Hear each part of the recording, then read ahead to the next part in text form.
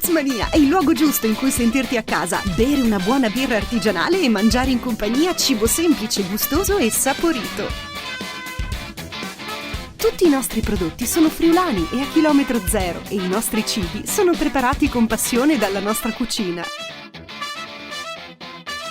Hamburger, steakhouse, prodotti tipici della zona e tanto altro. Il tutto innaffiato dalla mitica birra Miss Toz, la birra artigianale di nostra produzione. Prodotti sani e freschi, musica live, maxi schermi per eventi sportivi, spazio bimbi per il divertimento dei più piccoli. Ci trovi a Coseano, Remanzacco, Lignano Sabbiadoro e Cividale. Tozmania, l'originale ristopub friulano, dove il divertimento e la qualità sono di casa.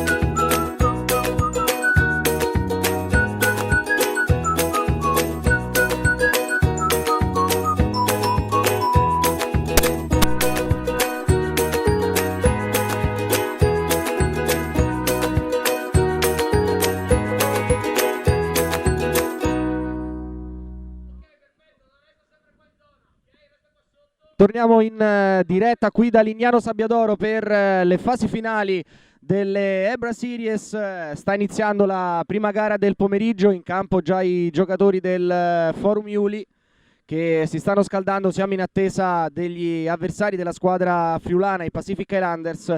Prima partita del pomeriggio, dicevamo, con il secondo match della squadra friulana che si sta giocando la qualificazione nei primi posti della Pool A, che comprende anche, ovviamente, oltre ai Forum Iuli e i Pacific Island, anche la squadra del Pasargad e i belgi del Magnets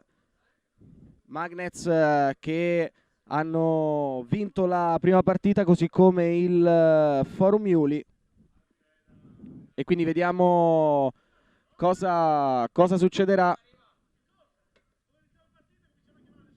Stiamo ancora in attesa dell'arrivo della squadra avversaria di Forum Iuli, ripeto, già in campo, formazione del Friuli Venezia Giulia, allenata da Macor Davide.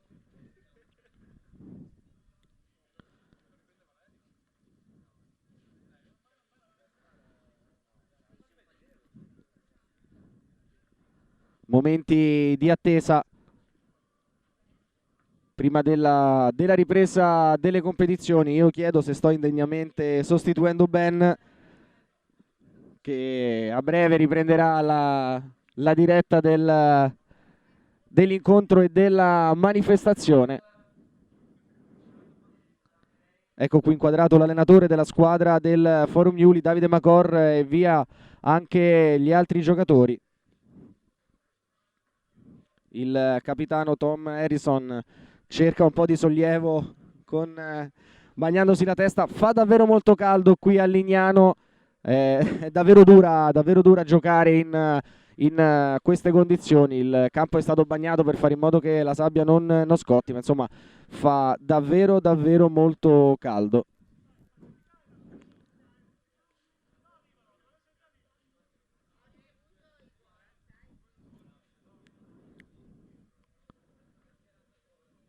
Siamo ancora in attesa, intanto potete vedere ancora i giocatori del Forum Iuli che si scaldano a bordo campo.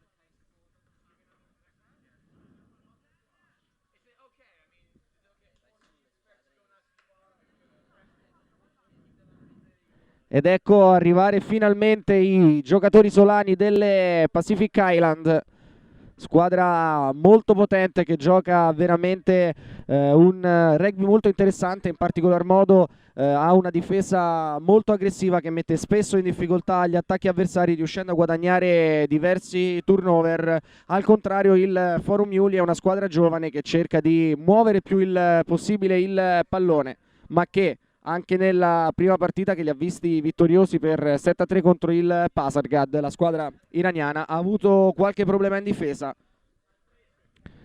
E quindi sembra davvero essere tutto pronto adesso. Vediamo le squadre che stanno per fare il loro ingresso in campo. E con questo possiamo dire che comincia ufficialmente la seconda fase di qualificazione qui a Lignano Sabbiadoro. Ricordiamo 2 giorni di grande beach rugby qui all'arena di Lignano Sabbiadoro, oggi con le fasi di qualificazioni delle 3 pool, e domani invece ci saranno le fasi finali del torneo. Andiamo a ricordare: Pool A composta da Pacific Islanders, Magnets, il TOS Forum Iuli e il Pasargad.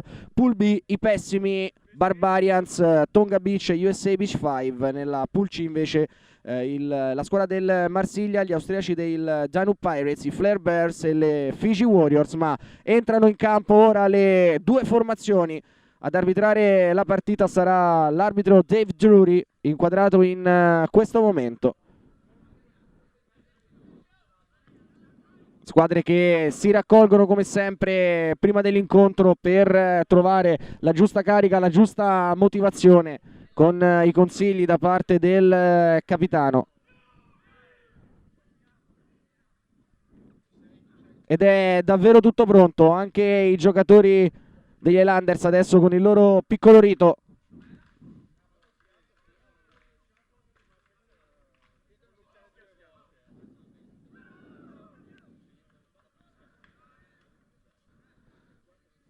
E mancano davvero pochi secondi al calcio d'inizio di questa prima partita. Saranno gli isolani Pacific Highlanders a dare il via al primo tempo di questo match sicuramente molto interessante.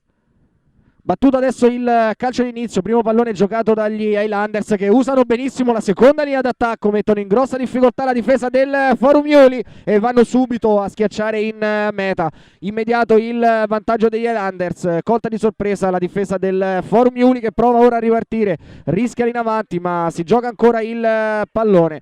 Cercano di liberarlo, non ci riescono e quindi per la regola dei 2 secondi il possesso di palla torna in favore degli Highlanders che hanno la possibilità quindi di giocare il pallone, forti anche dell'immediato vantaggio trovato con la meta nei primo minuto di gioco. Ancora sul lato destro del campo tenta la difesa del Forum Iuli a fermare i giocatori isolani che mantengono però il possesso perdendo qualche metro. Ancora il pallone gestito molto bene al centro del campo, possibilità di 2 contro 1 che riesce, passaggio però nettamente in avanti non segnalato e arriva la seconda meta.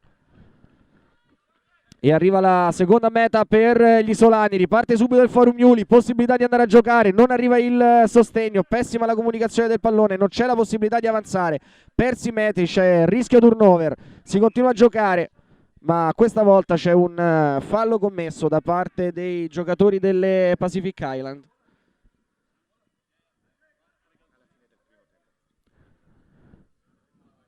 Forum Iuli che va quindi a giocare il primo pallone, ancora la possibilità di avanzare, lo fanno molto bene, non riesce questa volta il riciclo, costretti a giocare però lì vicino, bello il sottomano, prova Harrison a sfidare la difesa, riesce a restare in piedi, muove ora il pallone molto bene, ma è molto ben organizzata la difesa degli Highlanders che non permette ai giocatori del Forum Iuli di fare squadra, addirittura va a rubare il pallone che porta alla terza meta degli Highlanders, quindi Pacific Highlanders 3, Forum Iuli 0. Un inizio davvero eccezionale da parte degli isolani che stanno mettendo in grandissima difficoltà la squadra friulana, la squadra italiana che non riesce a trovare sbocchi, ancora un tentativo di andare a sbattere, ma lo si fa contro una difesa davvero coriacea che è quella degli Highlanders che ancora sfruttano splendidamente la superiorità numerica, finta di passaggio e giocatore che senza essere fermato riesce ad andare a schiacciare l'ovale in meta. 4-0, tenta la reazione il Forum Iuli, grandissima ancora però la difesa degli Highlanders ed è ancora un turnover, passati 2 secondi secondo il direttore di gara. Forum Iuli che probabilmente si sta un po' troppo interessando al gioco fisico quando dovrebbe cercare invece altre vie, considerando la grande fisicità da parte dei giocatori isolani. Di fatto questa strategia della squadra italiana non sta portando a molto. Intanto calcio di munizione in favore del Forum Iuli, costretto ancora a recuperare 4 mete. Tenta ora di andare, lo fa molto bene e arriva la prima meta del Forum Iuli, accorciate le distanze, 4-1, battuto velocemente il calcio d'inizio, splendida la Veronica, ottimo anche il tentativo di fermare il giocatore degli Highlanders, tentativo che riesce molto bene, ottima questa volta la difesa del Forum Iuli che prova adesso a giocare il pallone, riesce a rimanere in piedi, viene placcato, grandissimo l'offload e Harrison non riesce a schiacciare in meta perché il passaggio era in avanti, quindi niente di fatto, ma Forum Iuli che sembra essersi ora svegliato, sembra essere maggiormente in grado di contenere i Pacific Highlanders e anche di metterli in grossa difficoltà in fase offensiva. Ancora però Pacific Island che prova a muovere questo pallone, lo fa molto bene, bellissimo il placcaggio, ma altrettanto bella la capacità da parte degli isolari di mantenere il possesso, non rotola via il placcatore del Forum Iuli e quindi Pacific Islanders ancora possibilità di giocare il pallone, non arriva il placcaggio e quindi viene marcata la meta numero 5 per gli isolani, passivo davvero importante, 5-1 il punteggio. Ancora gli Highlanders, ancora una grande possibilità, recuperato il pallone in maniera illegale da parte del direttore di gara e quindi ancora Highlanders che giocano questo pallone, possibilità di andare a segnare, l'incrocio molto bene, il placcaggio che non riesce e quindi pochissimi metri dalla linea di meta. Vantaggio che non viene sfruttato, si torna sul punto precedente, calcio di punizione ancora in favore degli Highlanders, Formiuli in grossa difficoltà in questo primo tempo. Mosso nuovamente il pallone a 1 metro dalla meta, splendido il riciclo, grande capacità. Termina qui il primo tempo di questa partita, io ne approfitto per ridare la linea a Ben per il secondo tempo di questo incontro.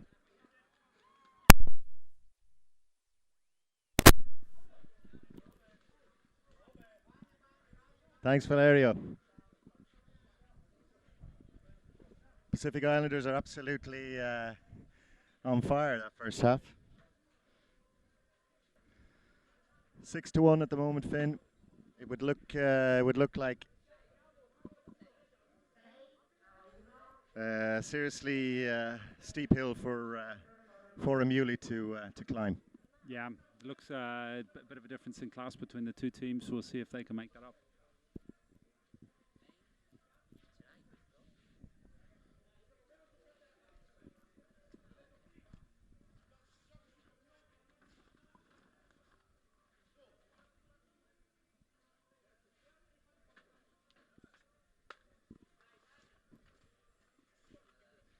Again, it's the accuracy. Certainly, the Pacific Islanders have tuned up a little bit following their match this morning. They came out victors 5-4 over the Magnets in that. This will certainly set them up very well, a victory here. With their final match of the afternoon against Pasargad, you'd have to say that out of Pool A, things are at this very moment, Sol, all the way down there in New Zealand, things are looking good for your boys. Let's see what Forum Uli can deliver second half. Nice show, lovely offload. Ball goes loose again, unfortunately. The Islanders are tidying up quite a lot. Back five. Looking for the offload again. Ooh, just in time. Hang on a second. Dave Drury unfortunately sees that as some class of a professional foul. And he has just yellow carded one of the Pacific Islanders, which means they're down to 4 men at this moment in time. This is where Forum Uli definitely have to make some... Yeah, they're getting sucked in. That's great defense from the Islanders.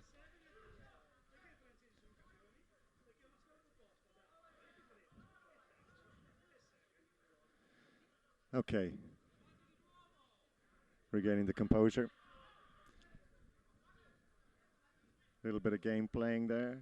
Nice little pirouette. Looking to offload, looking to create the space. Powerful run, good tackle. Ball's gone forward. Back in the hands of Forum Uli. In touch. Okay, he's actually giving touch, so it's, yeah.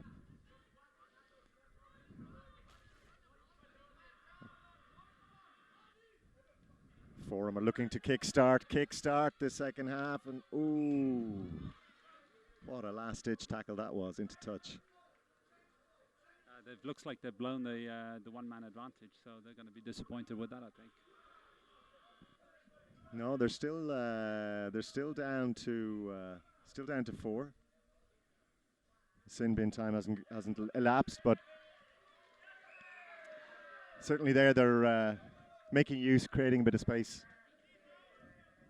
Actually, it's just in a couple of. I mean, that was a move I think that Marseille used this morning, something very similar. So the TV is coming to the aid of the Islanders here, I think. They learn on their feet. That's all you have time. That's all you have time for in this game.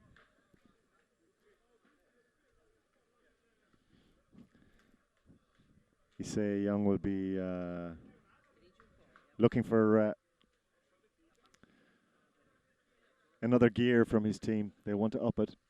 They were unfortunate against the United States earlier. Mind you, it was tightly matched. It was going to go one way or the other, but against the Italian champions. From what you've seen this morning, Finn, what do you think? I would say the Italians are favourites, so unless Tonga really do something different than this morning, I think this game is going to be probably a 3-4 point victory at least for the Pessimi. Okay. Tonga with the ball being swarmed.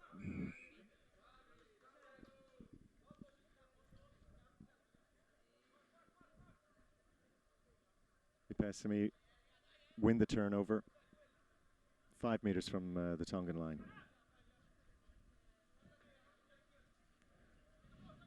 Looking for an offload, taking the try, and it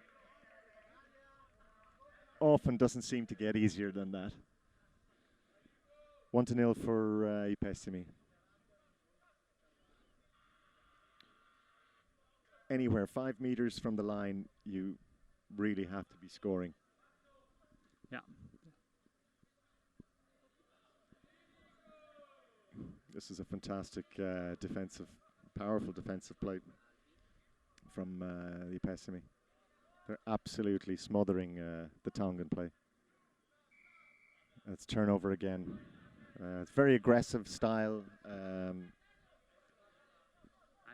The Tongans are having to put 3 guys on the breakdown to try and get the ball, so that's leaving a lot of space outside. Yeah. Once again, we see they're 5 meters out. What's the play? There it is.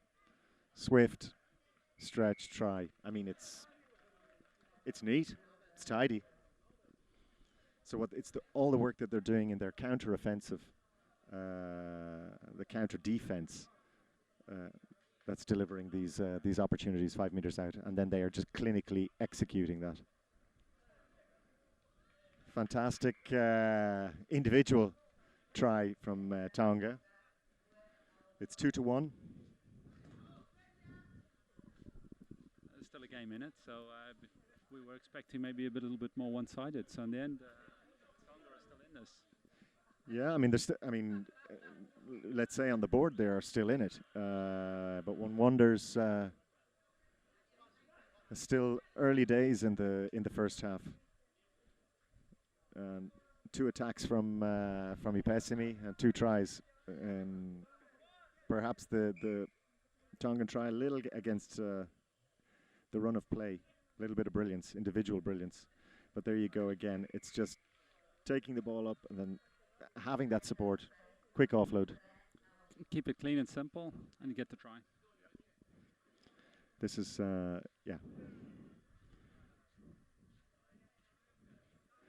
Tonga taking it on. Again, running out of space, running out of support. Ball goes into touch.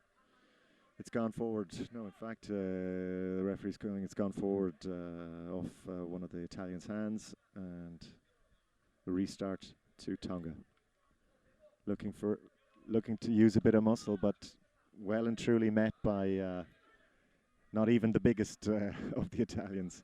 But again, what they're doing, they're drawing the opposition. They're drawing the opposition to where the ball is, and creating all this wonderful space outside.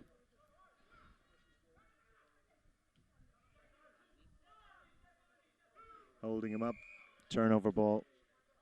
Restart to Pessimi. Quick restart.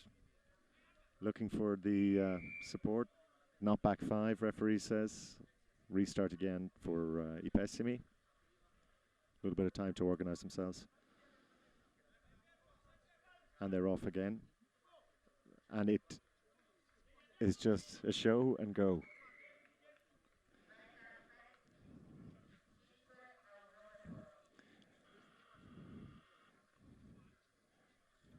Concentration levels with these temperatures,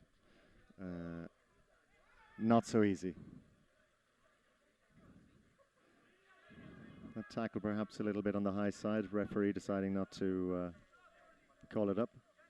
Ball is out, but it's gone forward. Gone forward into, no. It's gone forward, yes. He's brought it back, went forward over the try line. So the Italians will have another shot at it. And here they go. Power, speed, bang, try.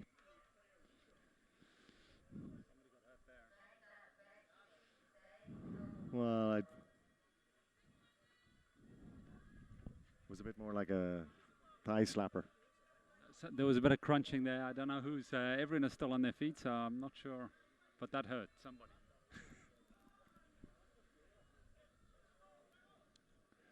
Out of the play. Ipesimi recovered again. And they're in. This is, at this moment in time, Finn, it's 7-1. It's looking pretty much almost all over and done with.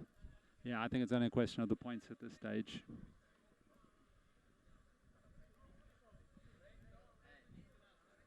They're a fresh-looking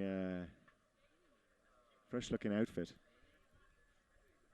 I mean, they're putting up a very strong, a counter-defensive style that then explodes into quite a creative display. So they're packing everything. I don't see anyone relishing to play them. I think they're going to be one of the teams in the final at this stage. Yeah, of course, anything can happen. But if they can, if the squad can remain injury free, certainly you can see them being primed for tomorrow. Of course, at the end of the day, the full classification will tell us everything how potentially or who potentially they might meet tomorrow. But as you say, they won't fear anybody, but many I think will fear taking them on. And I think also this defense that they have is makes them an extremely difficult side to beat. They've typically obliging other teams to put at least 2 or 3 guys at the breakdown, and then they have the wide men out. So it's going to be very difficult to beat them. Okay, Ipesimi ready to restart second half. Ball goes out wide, spilled back. Tongans rushing. It's knocked on from a Tongan hand, out to the wide man. Fully committed to the tackle. I say young, but unfortunately, the Italians just had too much pace. 8 tries to 1 at this moment.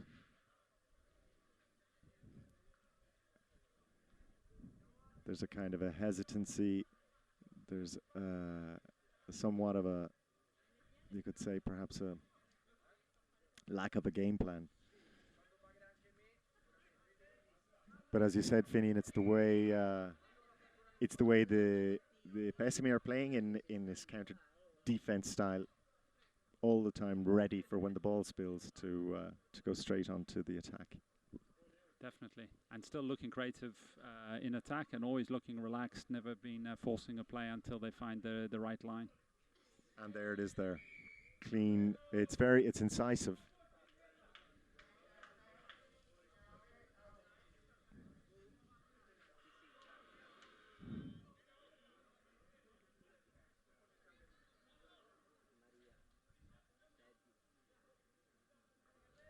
And in no way is it a style that's they're just chasing people down. It's not huge in contact. It's as big in contact as they need to be. But it's frustrating. The great tackle, great covering tackle. Ref says that player wasn't released in the tackle, so penalty to the Tongans remains with them. Going out wide, but running into numbers, great power. Unfortunately, just didn't make it. Close to the line.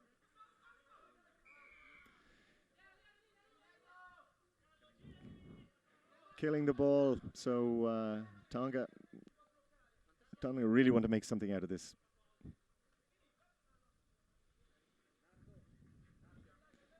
if great tackling, great defence. Unfortunately, they just find themselves, the ball's gone forward in the tackle, and it's turned over. Pessimy bring on their 5 fresh legs, or 10 fresh legs.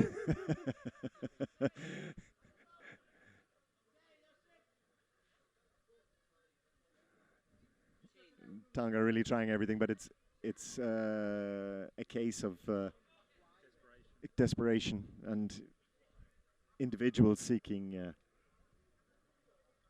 some way out of this nightmare.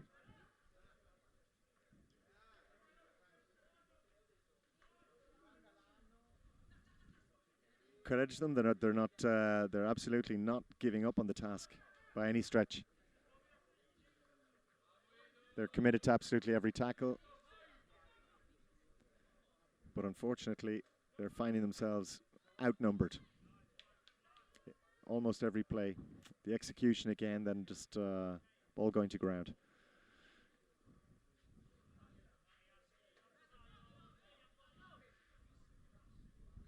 Both squads refreshing the players in field. We're off again.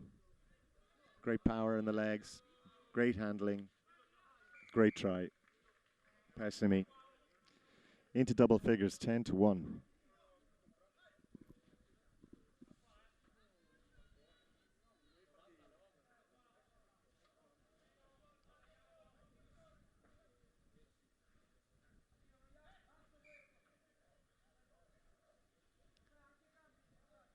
Referee calls crossing, and one just feels the hands are good, the legs are good.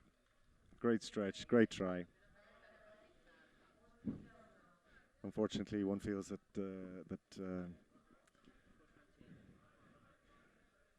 Tongan guys really have come up against it. Definitely a big gap between the two teams, both in the, I think, individual performances and overall the team play. So no doubts on this result.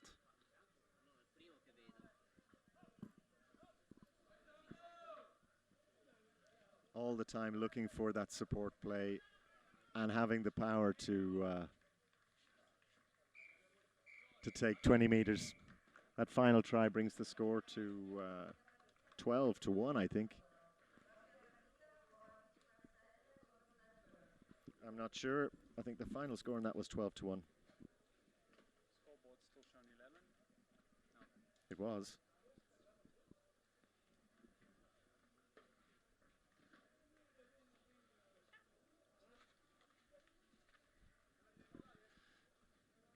Okay, our next matchup. This is one that we actually marked earlier on, Finn, when we were talking about it earlier. It's the French against the English.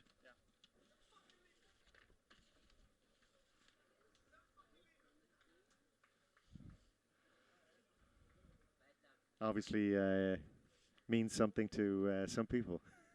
They're getting psyched up with pre-game routine. Yeah, I don't know if you guys are picking up any of this. The colourful language. Anyway, yeah, Valley Beach Marseille against the Flare Bears. Teams are in the down in the pit. Antoine Sanguinetti, talisman for the French, and Barty Hills, Danger Bear, the English talisman. And here they come.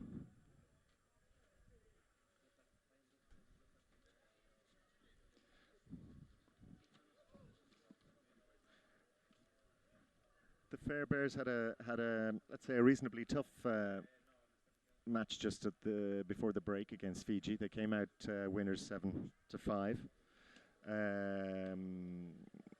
Valley Beach had quite a comfortable victory over the Danube Pirates. It's hard to know exactly what we're going to see here. I know we're going to see some fantastic French flair because it's a question of whether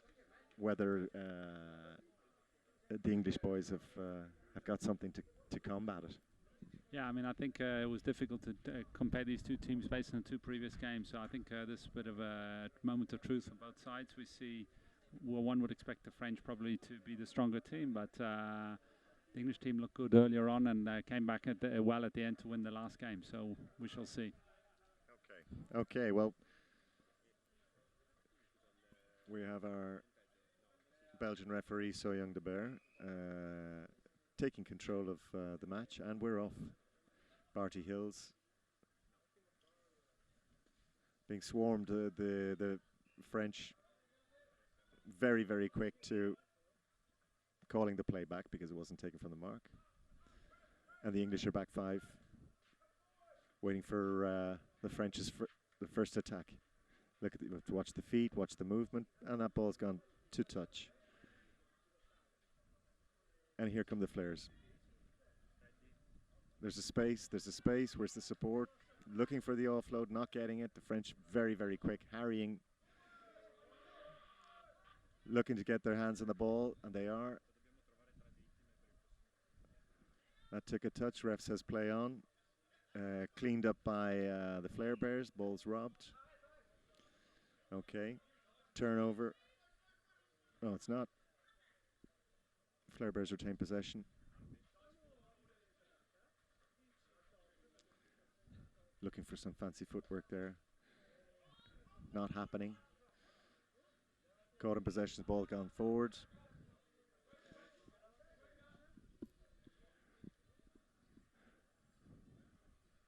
A little bit cagey, both sides still kind of feeling each other out, I think.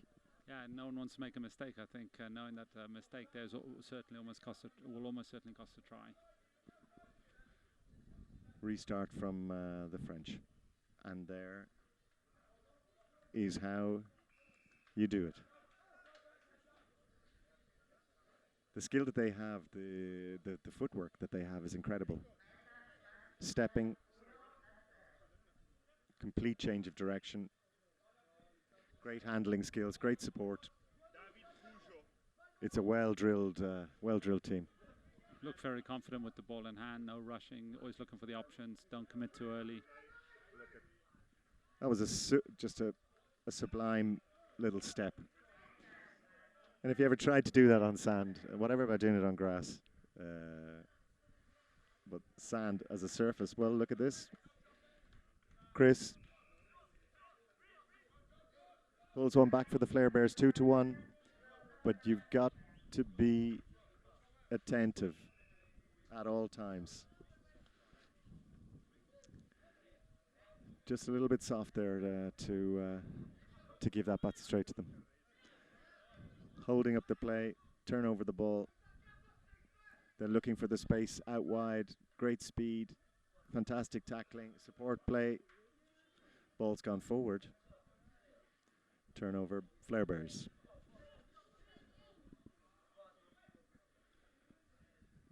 And unfortunately, when the ball goes to ground like that against Marseille,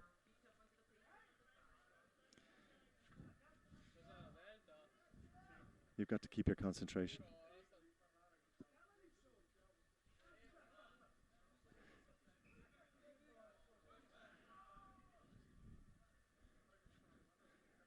Forcing a little bit, looking for these offloads. Handling, letting them down a little bit.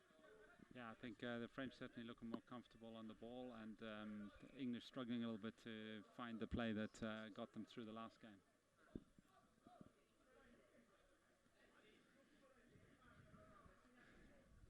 Five meters out, it's clinical. It's the same quality that we're seeing from the Italian side, I Pessimi.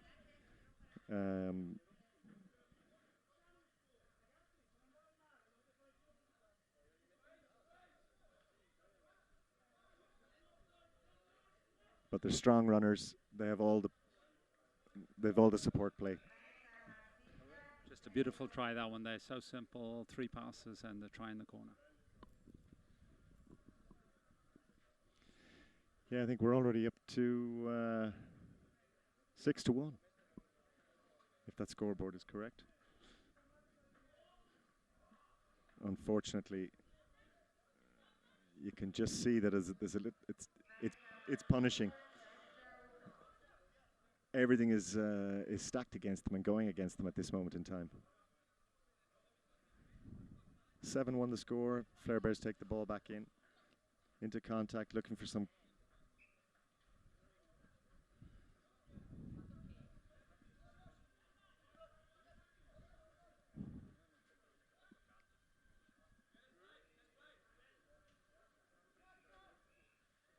Okay, end of the first half. 7-1. Yeah. Okay, I think that puts a little bit into perspective this morning's performance, where the French are and where the Bears are at this moment in time. They're in a tough place. Yeah, I think so. I think we're starting to be able to classify the teams up a bit after this kind of performance and seeing the gap between the two teams. Yeah, no, it's a significant one at this moment in time. Again, you look at the French squad. You know, they seem calm, assured, in control.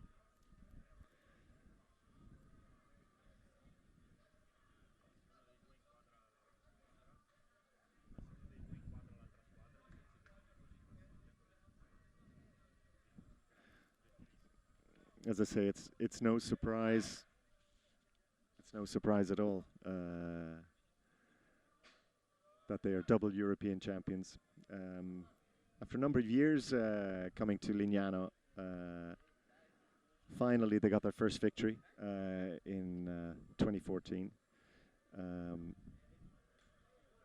Having missed out in the final in 2013 against Ipessimi. So it kind of starts to seem like it's setting things up quite nicely for tomorrow, for when those two teams may ultimately meet. French take on the play in the second half, all the time looking, remaining free, fast, fluid, try.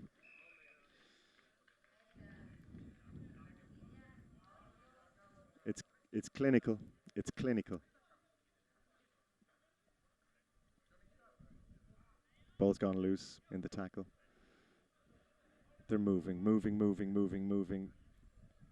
Very powerful runners. Yeah, and what I've seen always is even after the first tackle, they keep pumping on the legs, so often they break away from the tackle and actually end up breaking clean through.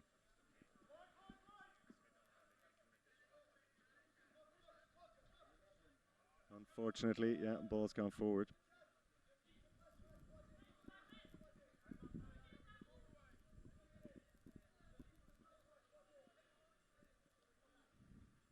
It's 8-1 for the French at the moment.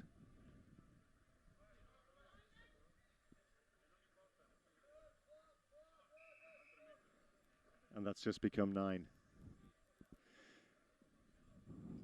Yeah, I'd love to be able to say something cheery for all you bear lovers out there. But yeah, unfortunately, at this moment in time, we are certainly witnessing a display of prowess, skill, support. We move to 9-1.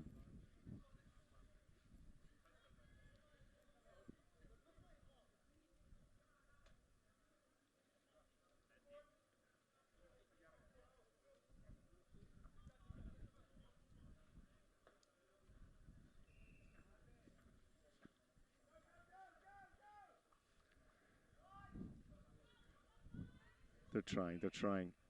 They'll never give up. But unfortunately, I feel that in both attack and defense, Marseille have everything they need to close out this game in reasonable style. It's a great little playmaker. This is the guy who's he should be with the ball shy. shouldn't he?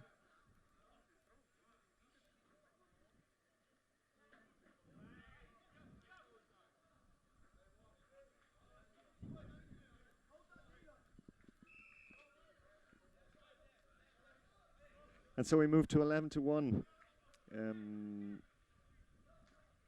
Lionel Lauger will be very happy, of course, that his troops.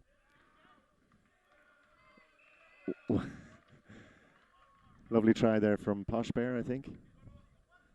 I can't see from this angle, but it looked like him.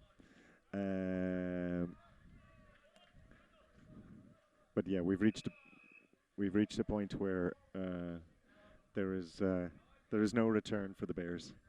No picnic. No picnic for the Bears today, but I think it's been pretty much one-way traffic. Both attack and defense must have been superior, so I don't think there's much to argue here. Better on the break, better on the attack, better on the defense, picking up all the loose balls, making very few mistakes. Yeah, it's key actually. It's just make as few mistakes as you possibly can, you know. And for all the matches that we've seen today, it's those teams that are making too many unforced errors in handling.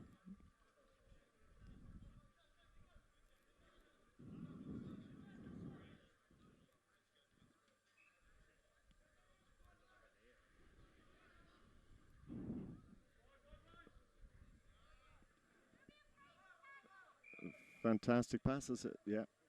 He went straight for the corner. I don't think he had looked for a second if he'd cooked it. Just from the angle I could see here. The English taking it back into play. 2 seconds, ball turned over. Restart to the French. Ball goes to ground, deemed to be knocked on. And that's the end of the match. 14-2. 14-2.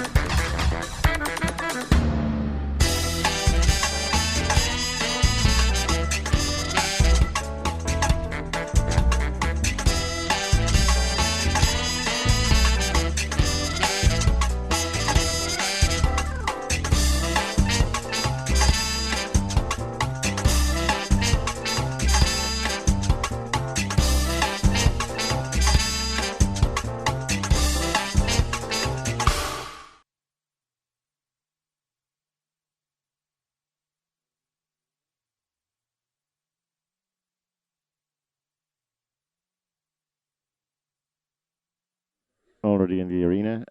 We have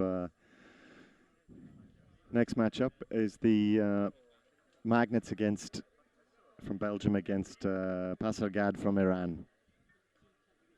Now I'm expecting this to be reasonably comfortable for the Belgians.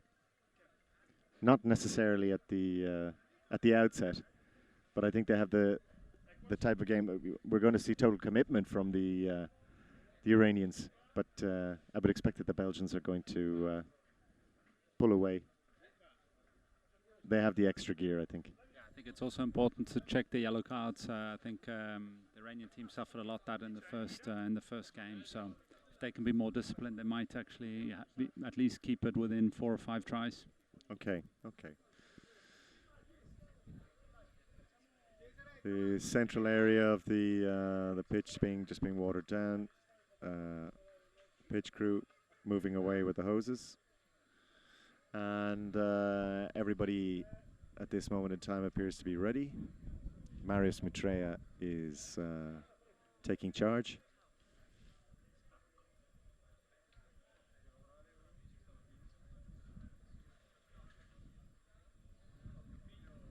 Just talking to the players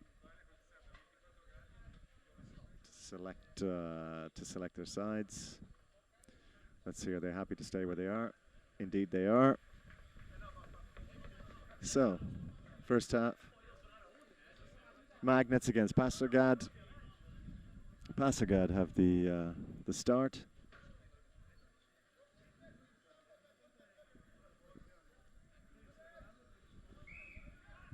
Let's see what we got.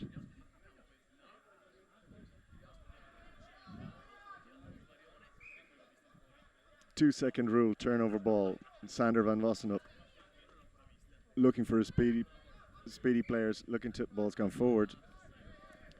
Restart to the Iranians.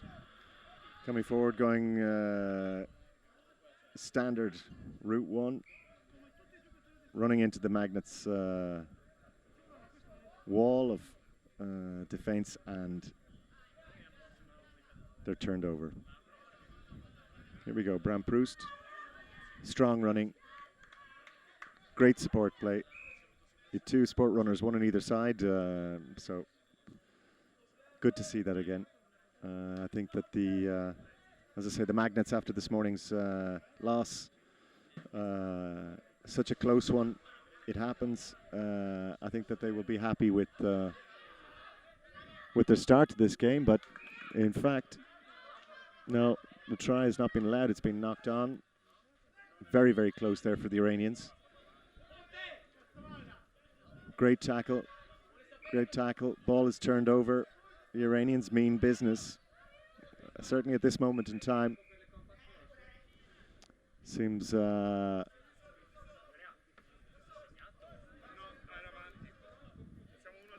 seems to be a bit of an injury from a clash of heads or something, and Dr. Marco Russi is down there attending to one of the Iranian players.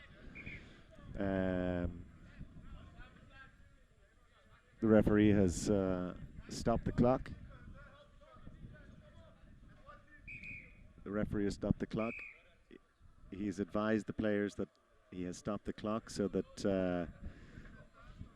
the injured player can get some treatment, because he's just right on the touch line, and the medics want to attend to him just there at this point in time.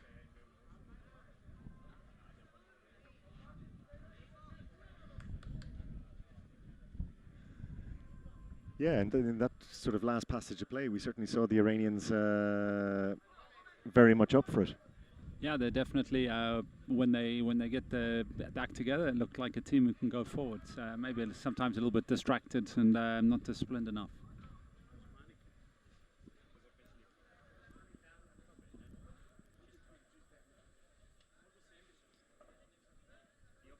Yeah, it seems to be a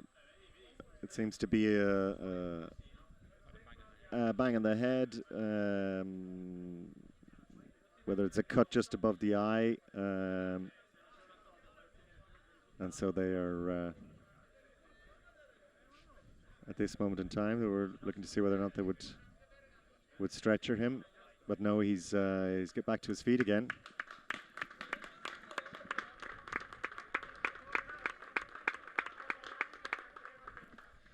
Good to see. Good to see the medic team. The game's restarted. Passergad going into the ball's been knocked forward. It's turned over. It's going to the Belgians. The Iranians doing their best to mark the space. Well defended. Looking to make that offload.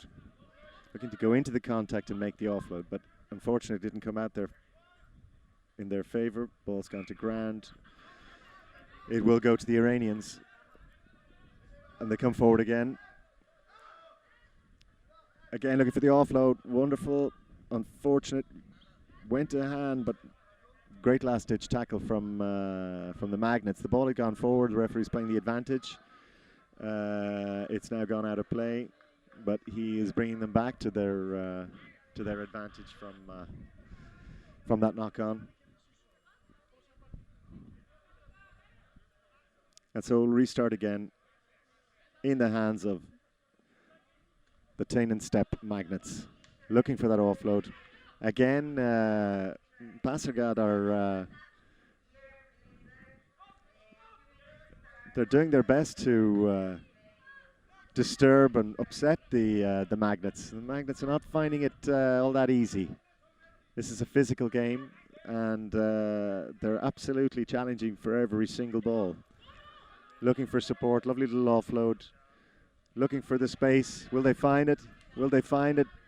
Powerful, powerful tackling, powerful defense from the Magnets. And a ball has gone loose over the dead ball, over their line in the in-goal area. And see, Passergad have bagged themselves a try. That's commitment. That was pure determination. Absolutely.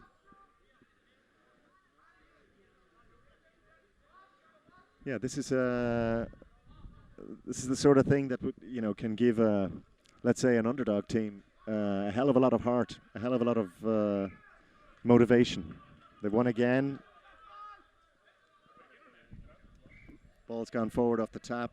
Unfortunately, you can't make those kind of mistakes. They've just gifted field position. Back, looking for the support runners, finding one. Ball's gone forward. Referee allows it. He's bringing it back. Still in the hands of the Magnets. And they're looking, and unfortunately.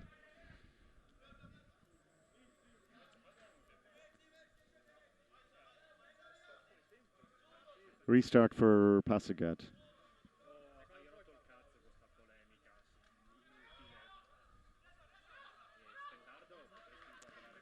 Some nice play. They're keeping it alive. They're looking to keep it alive. But the ball, unfortunately, just at that critical moment goes to ground. It's got a bit scrappy. I think the two teams are more or less cancelling each other out. Magnus probably got a little edge on this, but a bit scrappy. Yeah. The edge that is there is just slightly in the Magnets' favour.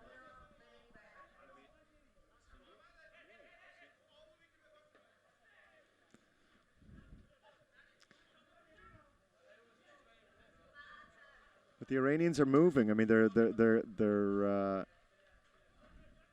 keeping themselves up to speed, up to pace. But unfortunately, at that moment, they just started to look like they were beginning to chase some shadows. Yeah, it's still I think a great difference in experience that determines concentration and game management there.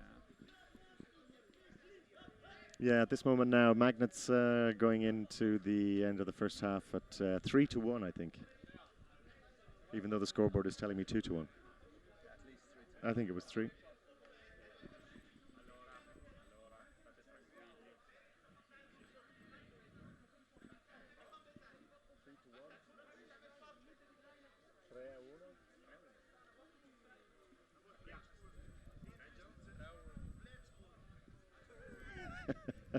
Yeah, we're just correcting that scoreboard there. Grazie, Enrico.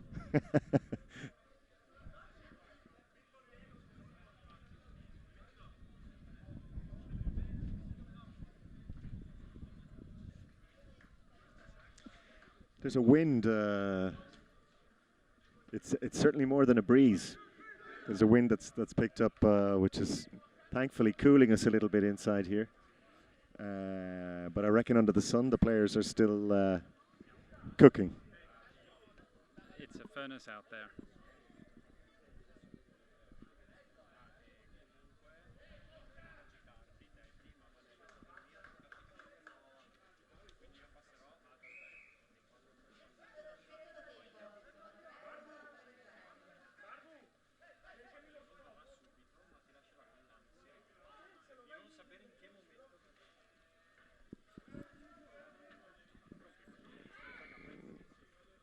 The second half's restarted. The ball in favour of the Belgians.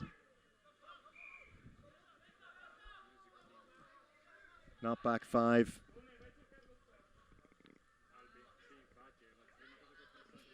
Wacky looking to, that ball looked like it went forward over the line, unfortunately. Unfortunately in the tackle. The Iranians look to carry it offloaded, but unfortunately with the offloads, when they don't go to hand,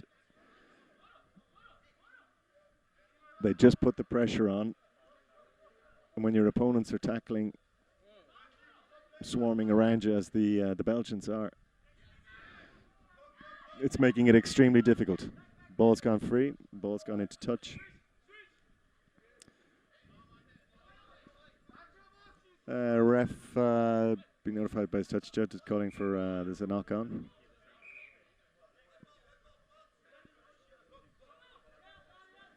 And restart from Iran. Straight in. Gostini calls touch.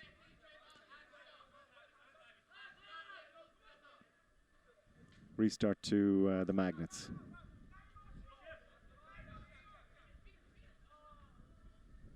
Now, what can they do to create the space that they need?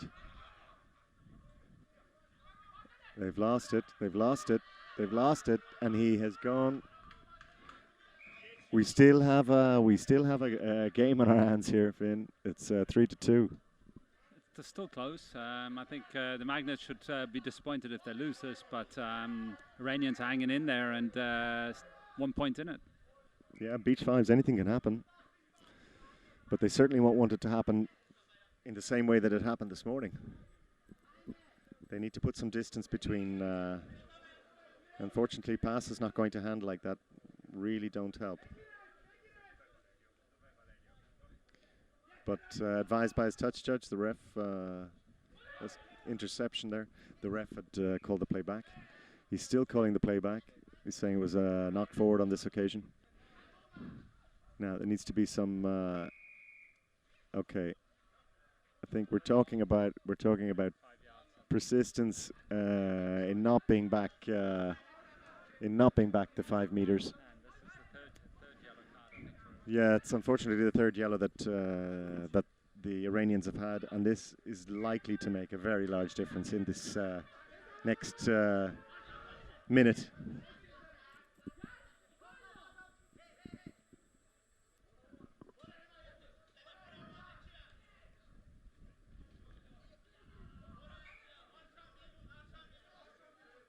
This is where the Belgians need to be quite clinical themselves and take a swift score.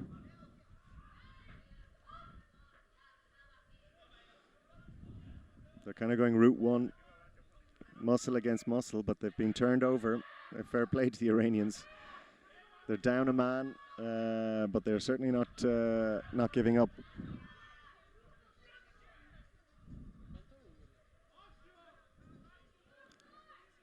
Concentration here from the Magnets should deliver them the score that they will desperately want to make. Keep that bit of distance between the two sides. But fair play to the Iranians. They are, and there it is. There's the extra man. So the score goes 4-2 in favour of the Magnets.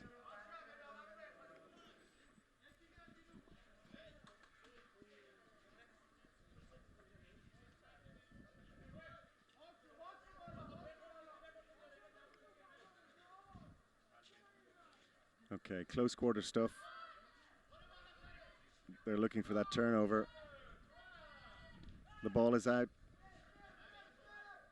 The Magnets have it. Looking for the offload. Could say tackle without the ball. The referee has called something. Belgians looking for a quick restart, but so they're back up to their full complement of 5. Unfortunately, that pass not going to hand. Considered to be knocked on, but the referee is playing the advantage. Belgians a little bit outnumbered in this corner. They need to look for the space. They need to look for it. They need a ball, quick ball. Oh, ball has been knocked on, unfortunately.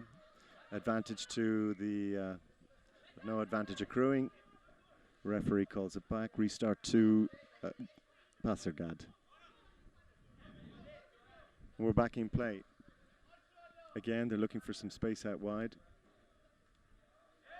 Fantastic counters from the Belgians. And they get that score that finally will give the Belgians a win. But that was a hard-fought win. 5-2 against the Iranians. The Iranians have certainly shown up today. Yeah, definitely an improved performance on this morning. But again, yellow card costing them dear at a critical time in the game. Yeah, discipline is crucial in beach 5's. You can ill afford to go down to 4 in such a short space of time.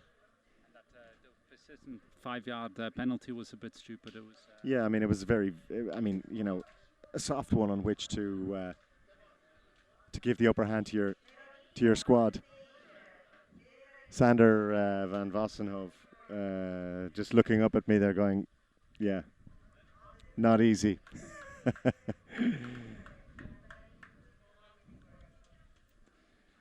But they've every reason to be proud of their performance in that particular match, the Iranians. Yeah, if they can clean things up a bit, I think this is a team that's definitely got room for improvement and could surprise some of the more fancy teams. Yeah, their final matchup, in a way, unfortunate for them, is against the Pacific Islanders, who are buoyed by their 2 from 2. Yeah, and certainly in the second match, they showed that they had any nerves or any rustiness that they had in their opening match against the Magnets. Is certainly any doubt was cast aside, and I would think that much and all as the Iranians will put in a strong performance as they have shown in both games that they've played already today. Definitely committed. It's going to be a tough afternoon for them.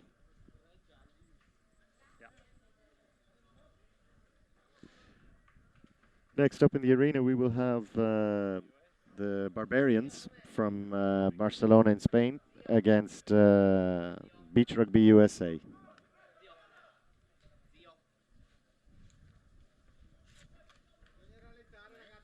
So yeah, the Americans took a tight victory this morning against Tonga at 6-5.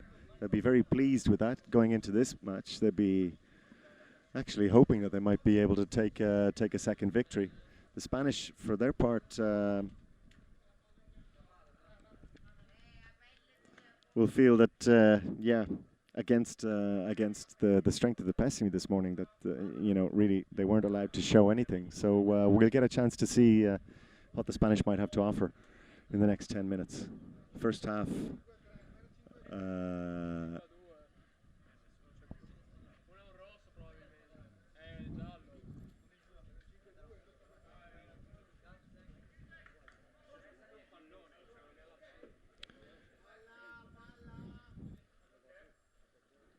$15:40 is our kickoff time. We're a little bit ahead of schedule at 15:30.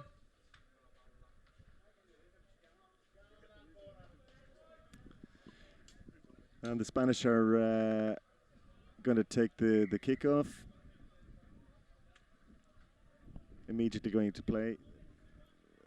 Americans quick, not making the tackle. Scrambling defense. Ball deemed to have gone forward by referee Piran. And we're looking at the Spanish in an attacking format.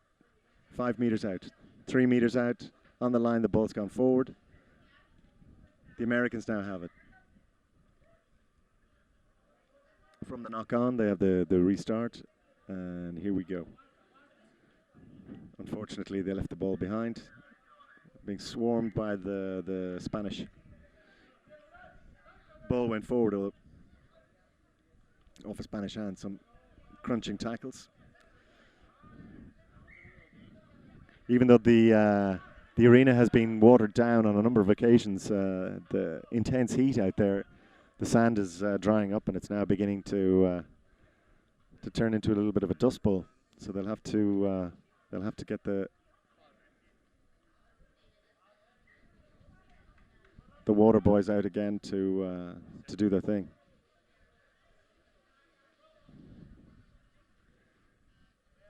Spain going into the attack, carrying that momentum forward. Unfortunately, ball not going to hand.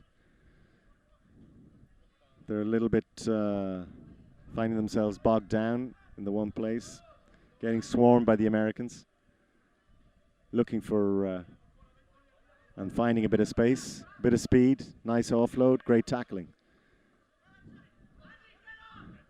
Game still on. And we have a man down, slow to get up. Seems he's got perhaps got a bit of sand in the eye. Okay, ball gone forward and possession retained now by the Americans.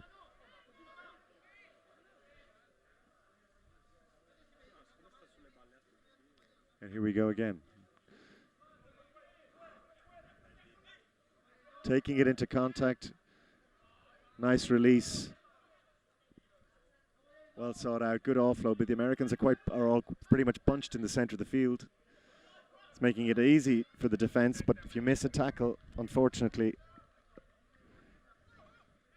that's the first try for the USA.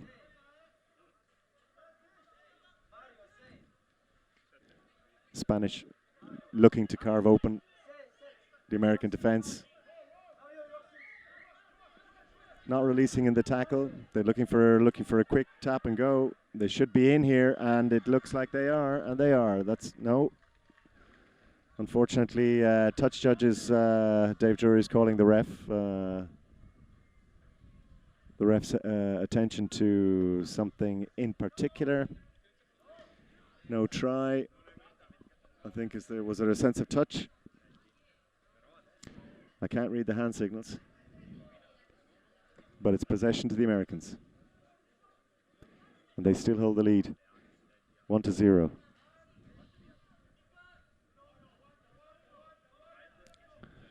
Looking for space, but just not coming.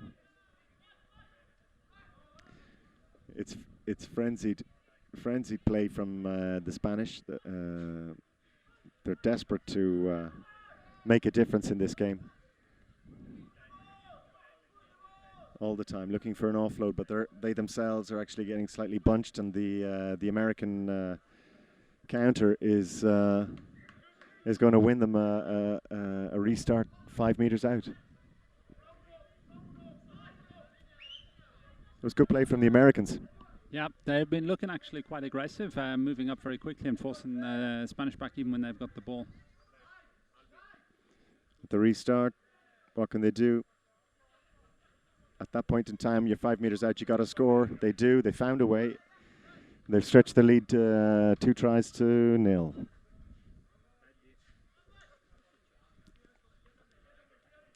Quick restart, looking for the men out wide, finding them, but then finding themselves once again bunched back into the centre of the field. As soon as they go out wide, they're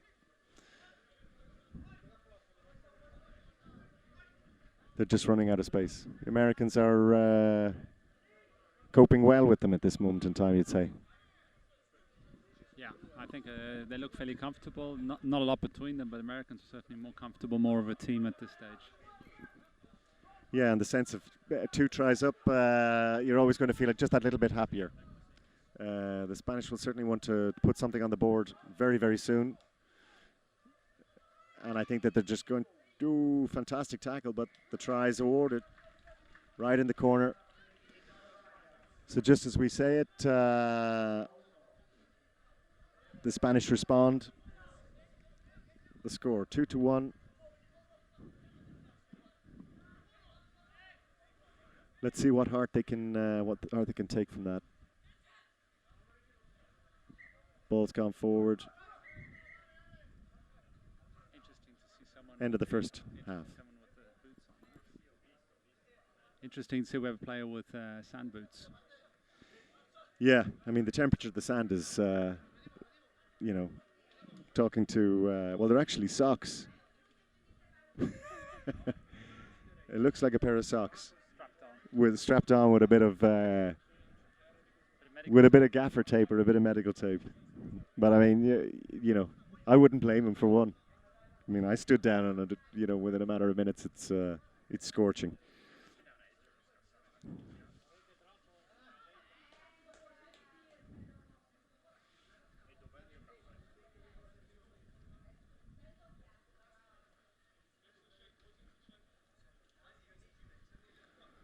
So they're using halftime at the moment to water down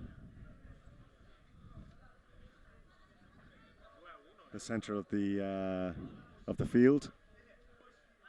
Guys taking on as much water as they can, also taking in a bit of the shade from the stands, from this side of the stage.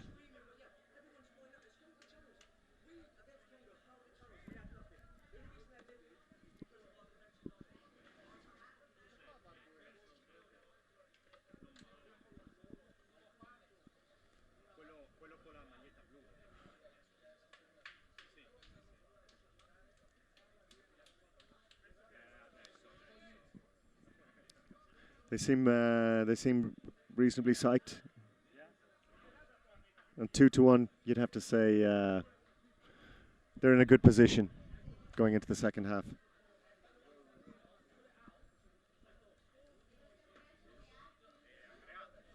That breeze is strengthening from right to left. I'm just trying to think how that might help or assist the teams in any way.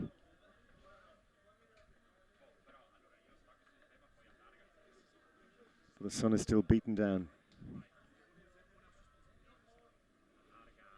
Our cameraman is just tuning in and showing us some of the sights.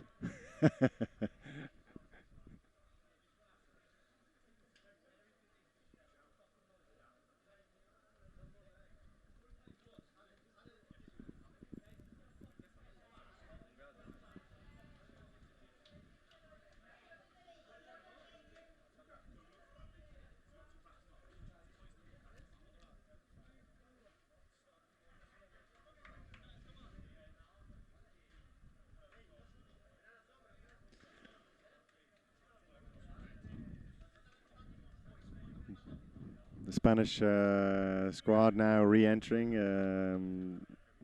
followed by the Americans. And it'll be the Americans. I think that'll get us underway in the second half.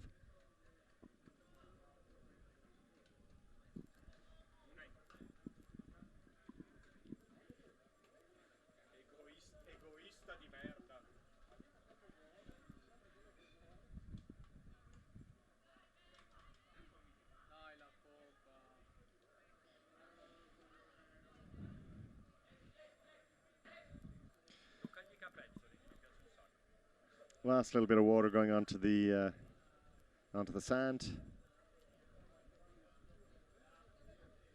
Hose is being removed. Referee lining up the Spanish line. And the game is underway. Nice little move from the Americans. In touch. One wonders if he'd actually just committed himself to the line that he might have got it, yeah.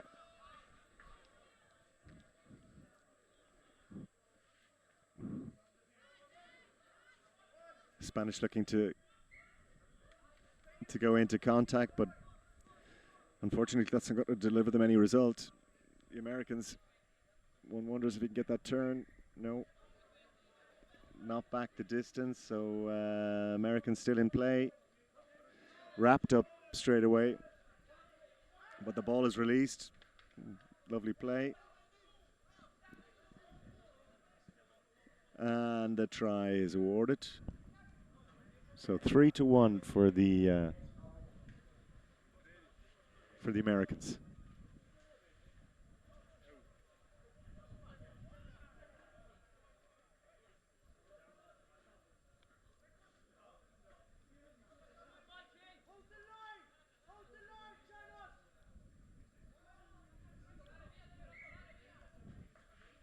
They're holding their line well, but they're not releasing in the tackle. The Spanish have the ball. Great last-ditch tackle from the Americans. The ball's gone loose. Regathered by the Spanish. He's evaded the tackle. He's looking for support. He's found it. Looking for an offload. Doesn't make it. The ball's gone loose and knocked on. Turnover for the Americans. Get a couple of fresh legs and fresh lungs into play.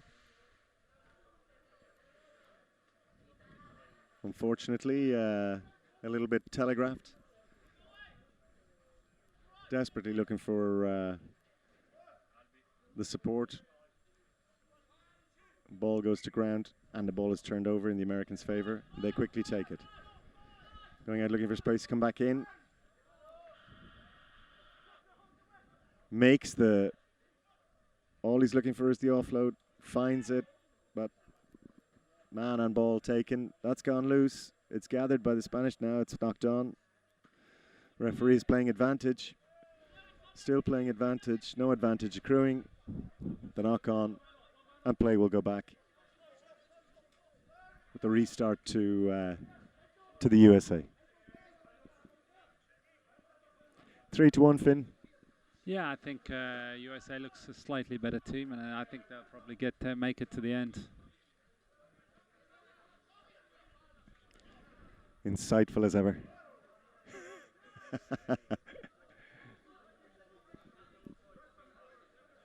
Yeah, it's just a little bit scrappy out there now.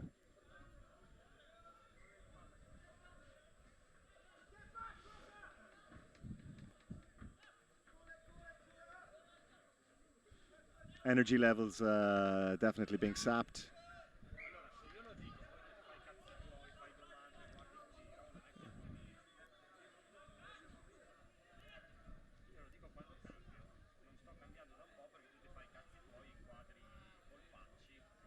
And it's gone into touch, and the ball will be to the Spanish. The Americans certainly playing the game in the right part of the field as far as they're concerned. The Spanish are absolutely under the cosh. As long as the Americans can keep the ball alive, keep it moving, and they do. They have a man wide out. They need to release that. The ball's gone back. Okay, penalty. Penalty is to Barcelona. The Barbarians are definitely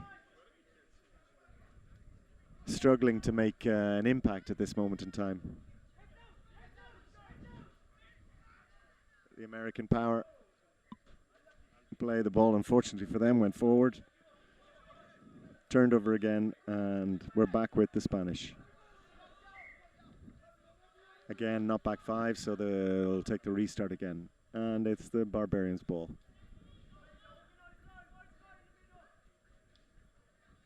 Again, strong legs, keeping them pumping. And there we go. It's 3-2 for what one would say is has been quite a one-sided game. it's actually only a one-try game. Yeah, they'll probably be a bit disappointed, the US, because they've done more of the stuff, been more generally more relaxed on the ball and playing the better options, but didn't take all the chances they got, and I think they'll be a little bit more nervous than they should be at the end of the game. Yeah, because all it takes now is Spanish have got some heart.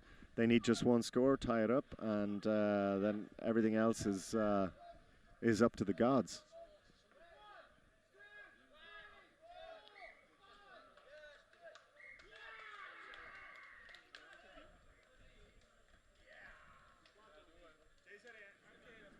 And there we go. They take the victory, 3-2. I'm not so sure that that the referee appreciated someone counting down on the clock.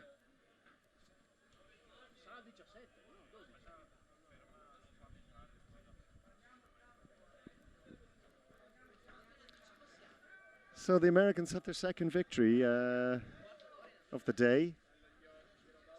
On both occasions by the slimmest of scores, 6-5 this morning, 3-2 this afternoon. Their last matchup today will be against Ipessimi, which will be quite a quick turnaround in about 40 minutes. So, you know, that was a reasonably physical game for them. They're going to be tired. Against the Pessimi, you'd have to say. It's going to be a bit of a shock, I think. Well, I think with the two victories, they could nearly say, if we look at the pool, Pessimi with 2 victories at this moment, the USA with 2. It's clearly both of those that are going to qualify automatically. So I would think, yeah, I mean, Tonga have been close. Apart from the, as I said, the result that they had against Pessimi. So, yeah, I mean, we'll have to wait and see. But I think that the Americans might look at that match against Pessimi as in, okay, we don't need to stretch ourselves too much. Yeah, I think in the end, that's for them. That's not a game they have to win. Yeah.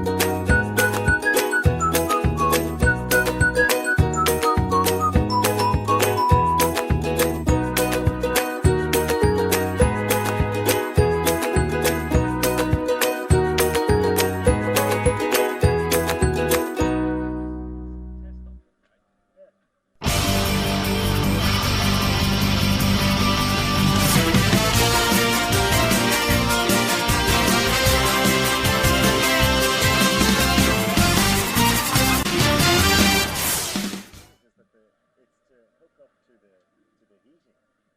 Is to heat the water. Yeah, do you know what I mean? And these last little... Yeah. The problem is never the amount of hours that you need. It's making sure the fucking thing works. That's the thing.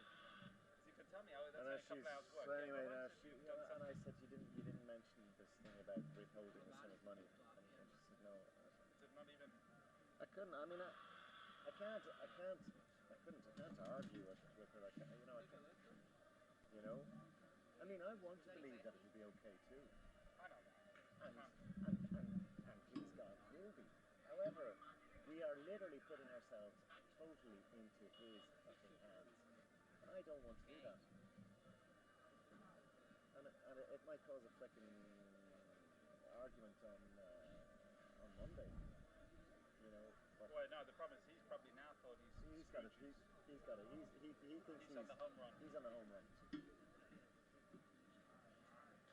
I said, well, you can blame me. You know, if you want to blame anybody. The problem is, I said it. I said, you know, you don't have to say any more yesterday. I woke up this morning and I sent a text basically saying it's be a minimum of 10 grand held back. I've got to say that because these things have to be done and we have to know that they work. I mean, let's just not take somebody at their word. Let's just get it done. Then you get the money. Anyway, right, fuck. So now we're you know, she just wanted to feel good. Now it looks like that we're messing around. Yeah. It's like, oh, you were all good and everything was nice and easy. Yeah, why didn't you say that on Saturday? And he's right. No, so because I wasn't there. That's why. No, but he's right. This time he's right.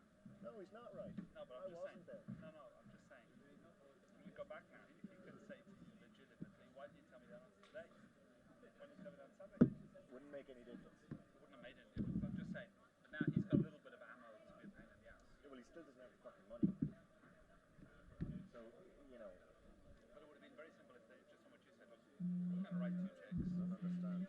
Right, we're writing you 2 checks. You're getting the bulk of your money, but you're not getting all of it until we're sure that we're getting our little bits and pieces because we don't want to.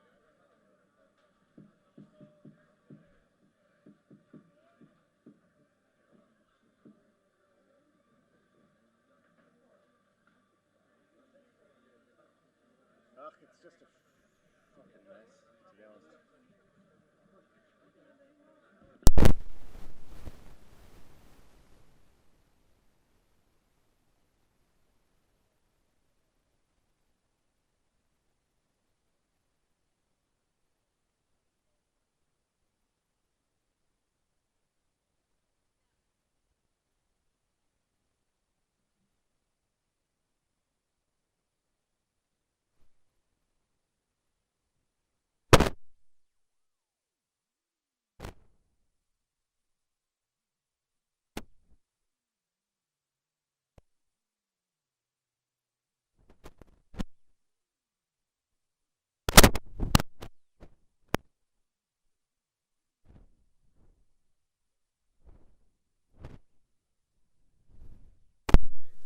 We're 3 minutes ahead of schedule here. The teams are obviously taking full advantage.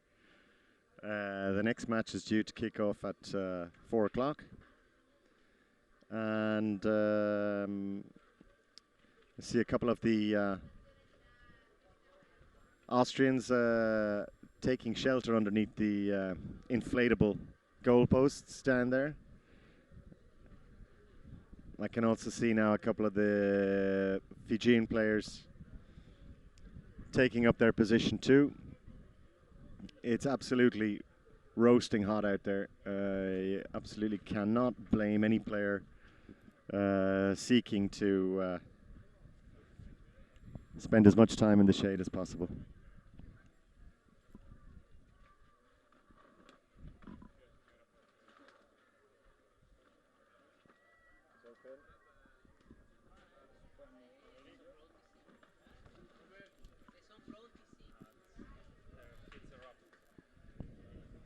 Okay, they're making their way into the arena. The Fijians first, and they had a reasonably tight game this morning against the Flare Bears. They They lost out 7-5. I think they'd be hoping for some result. But we were talking to the Austrians just beforehand, and yeah, they're targeting this game for a really big performance. So let's just see. Let's just see. The might of the Fijians against the youth and exuberance of a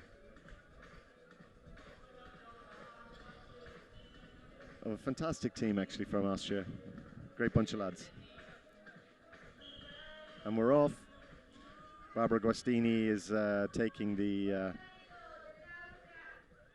control in the center of the field. And they get the match underway. The Austrians retaining possession. Getting the ball out. But they're needing to find a little bit of space. Into touch. Turnover. Fijian ball. Paul Griffin. Looking to restart, and he does.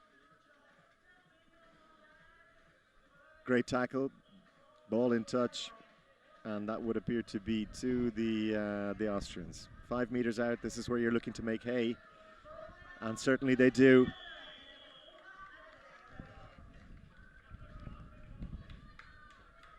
The Austrians employing an age-old Italian ploy. When the try is scored, 5 go off and 5 come on. One of the reasons why you absolutely need to have at least 10 members in your squad for beach 5s. And 12 is the ideal.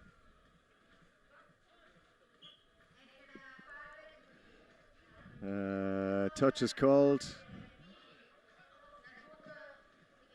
And the restart goes to Fiji, to Paul Griffin.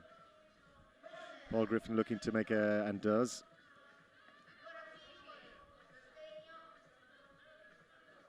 Great rush defense from the Austrians. Ball has gone forward. Turnover to the Austrians. Not taken from the mark. Referee calls it back. Asks the Fijians to go back 5. They do. The ball's led in. Unfortunately, not read by the supporting play. But the Austrians have the ball back again. And the ball is offloaded. Unfortunately, not got the legs. Looking for the men. Taking the tackle and making the try. That's 2-0 for the Danube Pirates. Philip Wippinger will be pretty pleased with his guys at this moment in time. They started well also against O'Valley Beach this morning. The question is whether they'll have the stamina to keep up with it for the full 20 minutes. Full 10 minutes of the match. First half, probably about 2 minutes in. That's number 12 has got the legs. They take a 3-0 lead.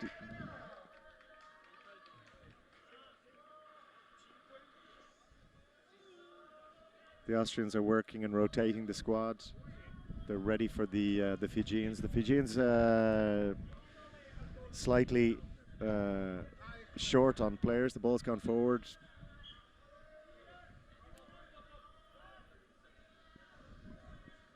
The ball is still with the Austrians. And here they come, looking for that offload, looking for being wrapped up. The ball is out, but turned over within the 2 seconds. And so the Fijians on the attack. Danny Ligeri Badam.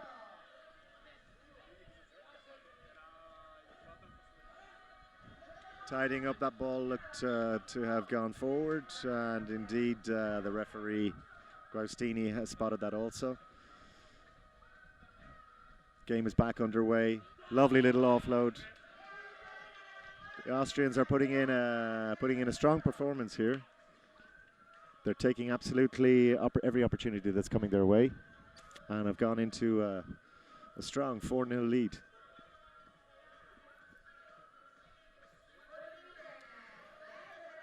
Fijians looking to make some hay from their bigger squad members. Need to offload, and they have. Need to find the feet, need to look for and they have found the offload. And it's the Austrians coming on again and looking for the 2-on-1 and getting it.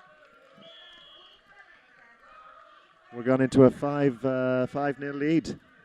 Quite a surprise. We were speaking with the trainer earlier on. He was quite optimistic, but I don't think anyone would have imagined 5-0 after a few minutes. Yeah, I mean, it's quite literally taking every single opportunity as it's coming their way. So they're being pretty clinical and not giving the Fijians, and there they go through again. So 6-0. That's the end of the first half. One would have to say that the guys are happy with their performance. They've got a couple of big guys, and they're using this combination play and offload really well. They've obviously done their homework since the match this morning against Ovale Beach, when indeed they started quite convincingly. And their confidence seems to be growing. I think that they'll probably be saying to each other, let's just more of the same. Yeah, I mean, I think they've done very little wrong. Taken their chances, defended well. Always look for the overlap, and I think the Islanders are going to be asking themselves what's hit them.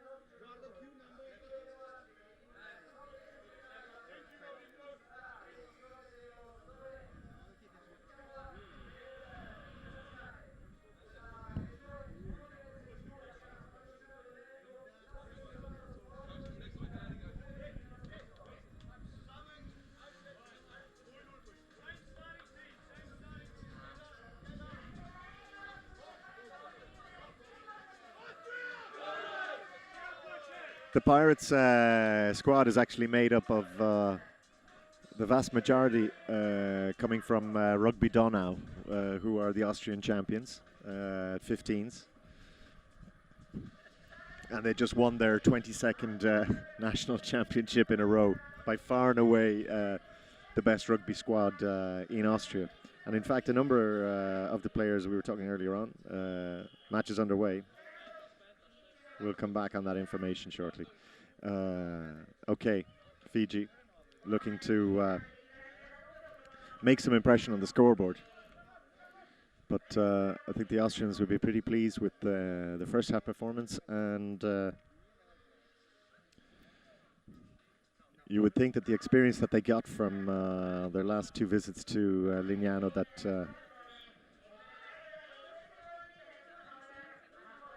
they should have what it takes to close this out. Yeah, I think at this stage, unless we see a real surprise, I think the score will be heading one way. Though we have seen Fiji, when they do play well, can do some great runs, just like they've just done now. Yeah, okay, they've prevented the whitewash, which I'm sure they'll be absolutely pleased about.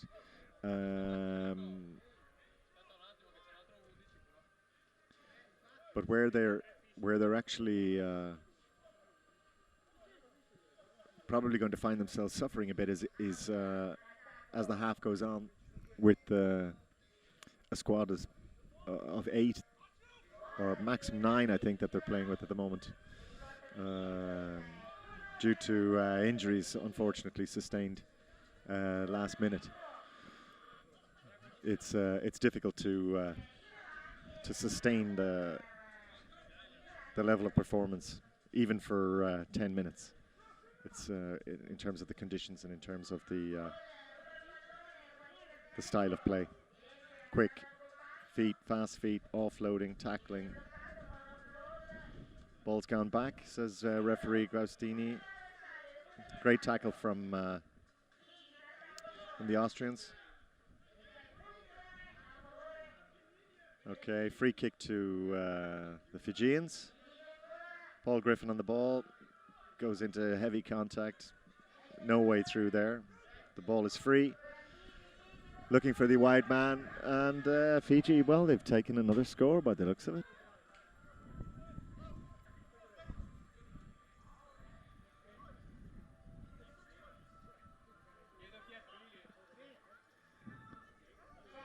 The ball has gone forward, so in fact it's possession back to the Austrians, and unfortunately for the Fijians, they didn't quite make that one.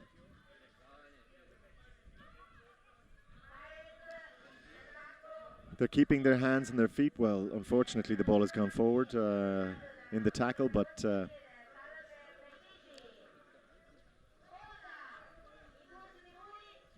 the Austrians are finding themselves at this moment in time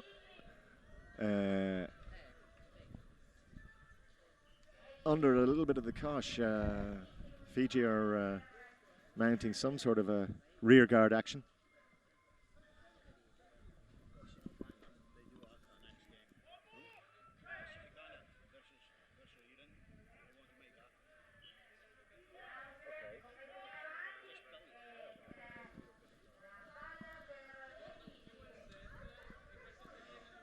So again, Fiji still in the, as far as they're concerned, in the right part of the arena, but not making the ground.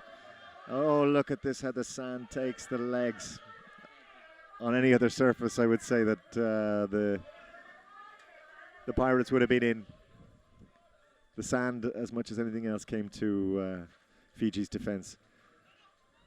Well taken, well held by the Austrians. Lovely offload. The thing they need to do is just keep it as simple as possible, not get too carried away.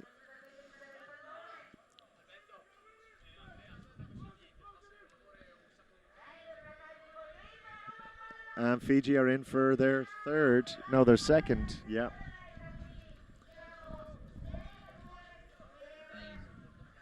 So the Fijians getting a little bit of heart. The only thing you would have to say is it would have to be an absolute incredible turnaround for them to pull this one back in the time that remains. Ball's gone forward. Certainly things seem to be running in their favour just at this very moment. The Austrians appear to have lost a little bit of their concentration. They need to just keep their shape a little bit.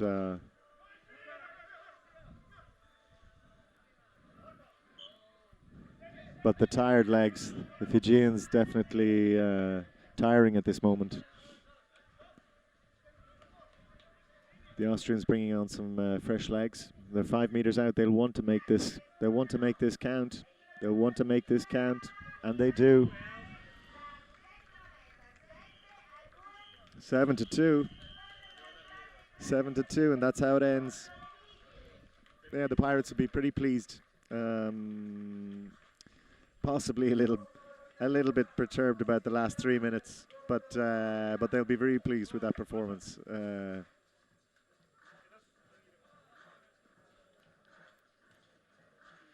I know that Philip, their team manager, he's thinking about that second half performance and going, hang on a second, we can't do that again. I think we were speaking to him earlier, and so what I think he was always fairly confident on the first half, but the difficulty is keeping that performance in the second half. So I think here they've shown they're able to play the full two halves at a high pace. Yeah, I think they'll actually have learned something from that, and from the discussions we've had with Phil. There's no doubt he'll point it out to them that somehow their second half play fell short of the first half. Okay, they didn't lose it entirely, but it's something that they'll want to work on for the final match of the evening. Definitely, but still, I think overall over the two halves they were definitely the better team, so they'll take heart from that.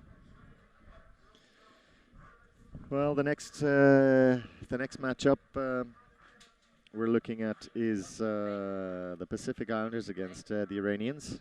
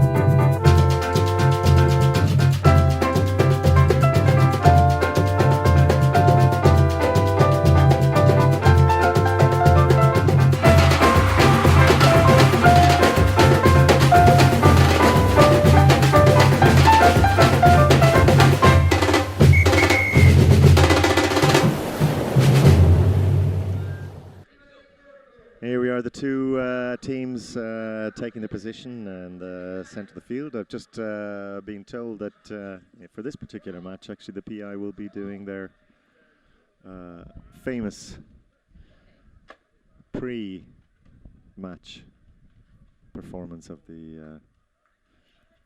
Lorenzo, are we saying Sippy Tau? No, we can't. Or, I mean, they're not actually doing haka. I don't believe it.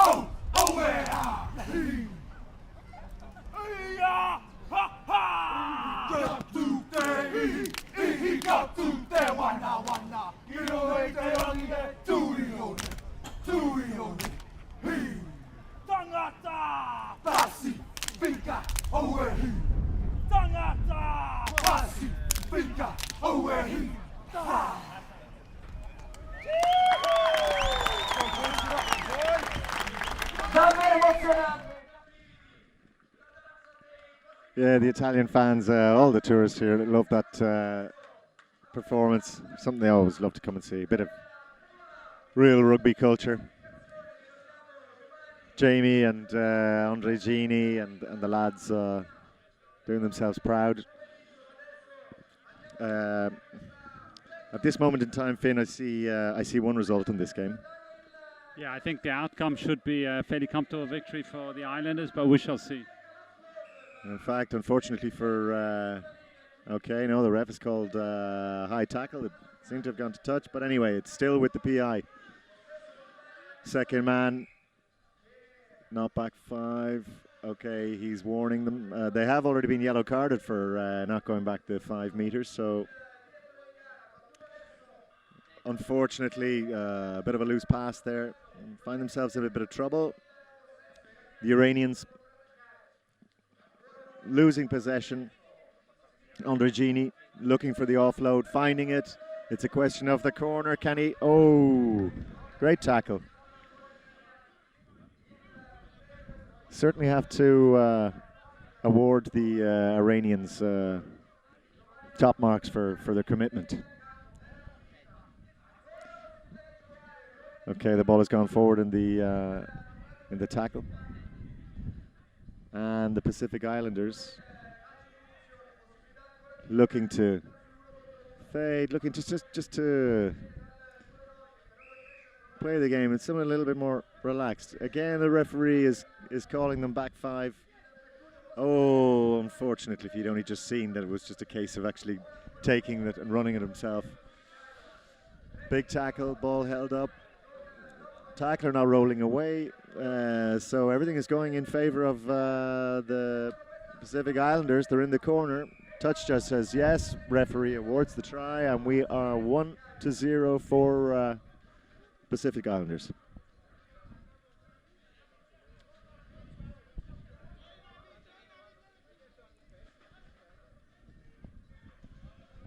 Passergaard looking to restart the match.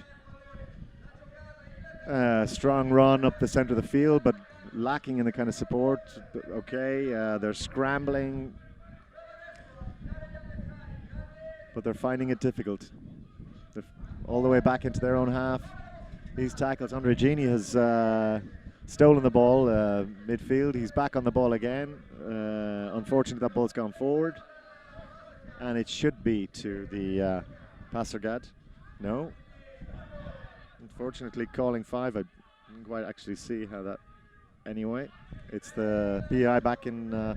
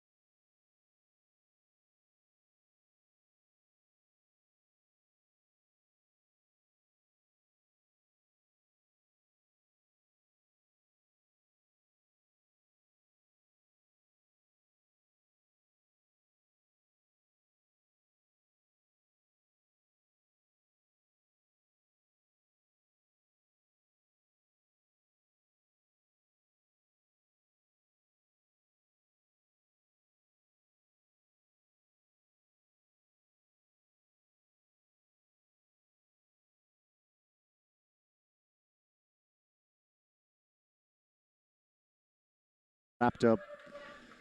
Ball turned over. It's the Iranians now taking it straight to the line. Strong run, great tackle at the end to from Jamie Matheson, I think, to hold that attack. Eventually the ball goes out of play and it's Pacific Islanders under Gini taking the ball. Ball goes forward in contact and it's the Iranians who look to counter. Unfortunately, those little passes are not going to hand. Referee has called it back. Advantage is with the Iranians, and they take it up. They're looking for runners, looking for movers. Unfortunately, the ball has just gone forward in the tackle. Wonderful effort, great tackle from Andrigini. Ball to the PI. And here they go. Fantastic, fantastic legs on the sand. I don't know. That's wonderful. To have that kind of pace, change of direction. No, the referee has disallowed it. He's considered that it was a forward pass. That try does not count.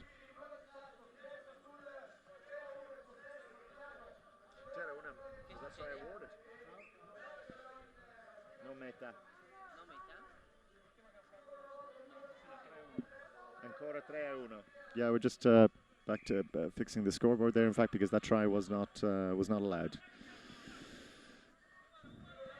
But they will be looking to do something here. And close in. They certainly do. That's the try that was coming. And that's probably the try that they're waiting for. It puts that bit of space, gives them a little bit of comfort. It heaps a huge amount of pressure on the Iranians now at this stage. They're holding on to possession, they're regaining possession when they need it, and making and that's another wonderful try. Simple. So it's controlling possession, how you use it, and when you lose it, get it back. Definitely. I mean, I think they look a more balanced team, obviously. The great experience showing up. Great tackle, great tackle. Ball goes into touch.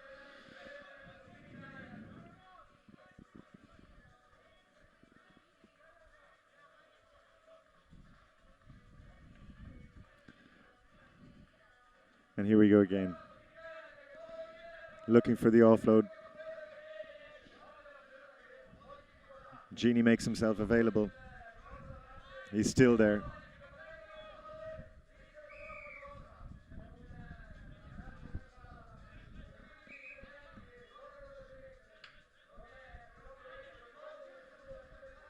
Ref calling him to retake the tap. Little show, little fade. Unfortunately, the Power, they get the score that perhaps they have deserved for their contribution to the match. But at this stage, I think we're at 5-2.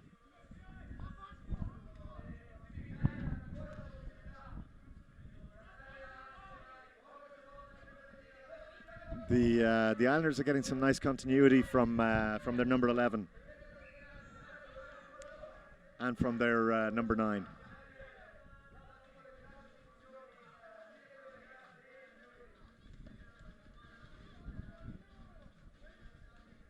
It's almost similar in style. Their play is similar in style to what we've seen coming from the Italians, Ipessimi and Ovale Beach. Yeah, definitely. It's very good attacking rugby, very mature, very balanced. Never rushed into making stupid decisions. So here they go. In touch. Well, that's the end of it. And 5-2. Yeah, I'd say the Islanders will be happy with that as a final result. You never want to underestimate your opponent. As I say, the Iranians have shown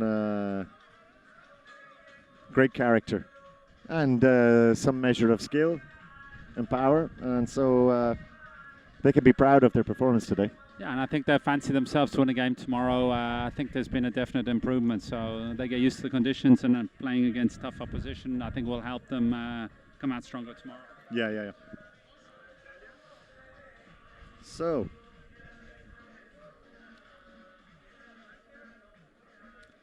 that leads us to our next matchup.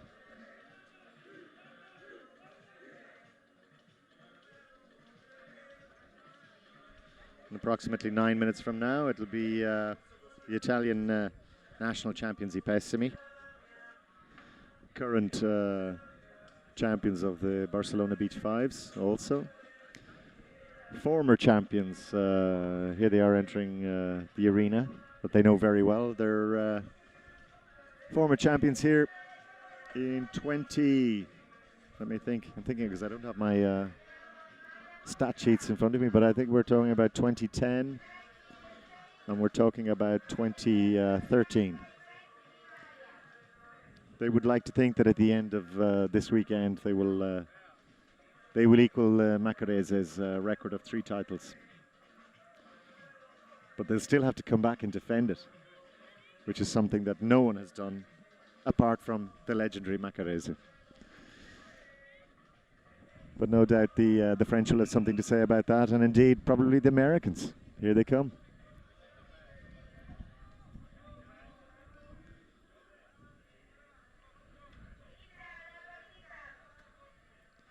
They're so quick, so quick to the loose ball, and they're extremely strong when it comes to getting to that, just getting over the line.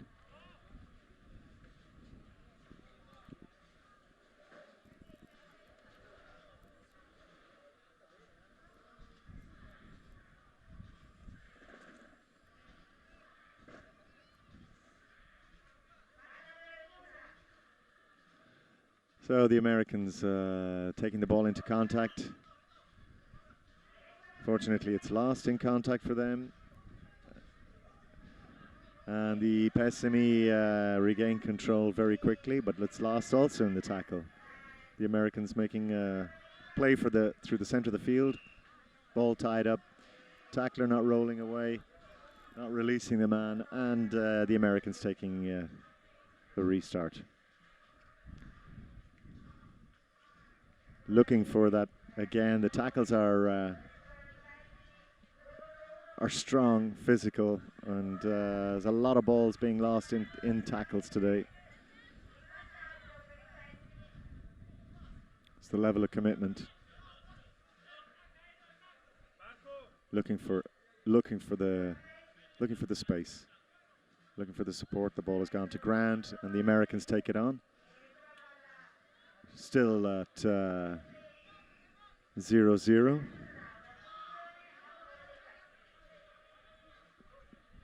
Penalty or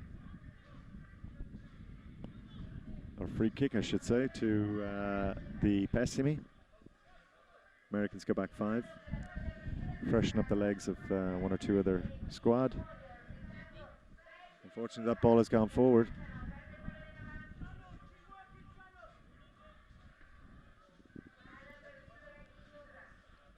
So far, the Americans in no way fazed by their illustrious opponents.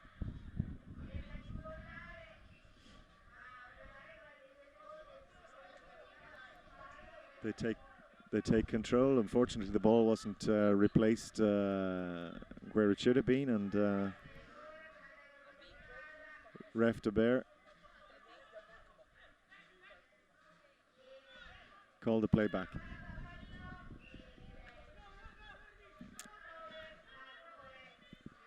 Okay. So the ball is with the Americans.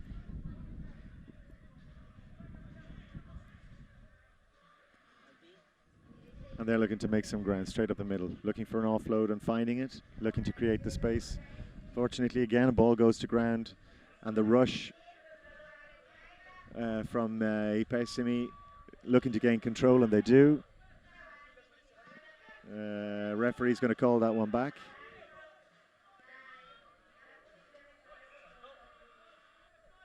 accidental interference. And so here we go. And this is where Ipesimi were so clinical in all of their games this morning from the 5 meters. They score, and they score again.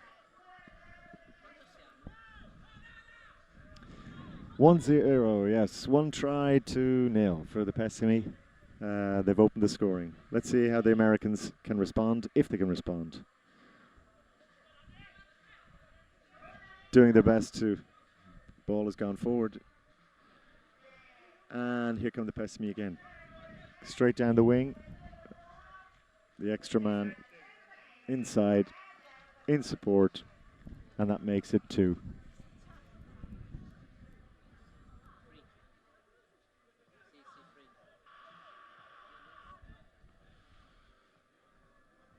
I'm told it makes it 3. 1 + 1 is 3.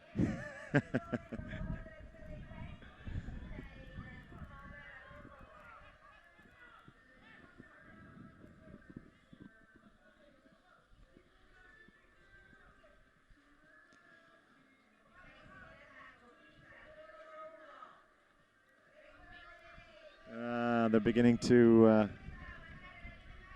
they're beginning to show their power and pace. Yeah, it looks like they held up first for the first few minutes, but the stronger physicality and better gameplay is starting to show. So a couple of easy tries, and I guess they'll be scared now. They're just going to give up. End of the first half finishes 4-0 to Ipesimi. You'd say that at this point in time they've been given their best match so far by the Americans. Yeah, definitely. I mean, you can see this is a tough game. So it's 4-0 seems fairly one-sided, but in the end, I think they found a very tough opponent. Well, as we were saying earlier on, in effect, with already with 2 victories under their belt, the Americans don't have to worry too much about this result in terms of it should absolutely see them qualify in the top 8, the 2 victories that they have. And then it's just a question of who they will draw. So whether they're in 8th, 7th or 6th in the rankings. Because in the playoffs tomorrow, as they start, it will be the draw will be made a little later on, and based on we'll know who will play who. But I think they would be happy if to keep the score respectable, because that differential could be quite important.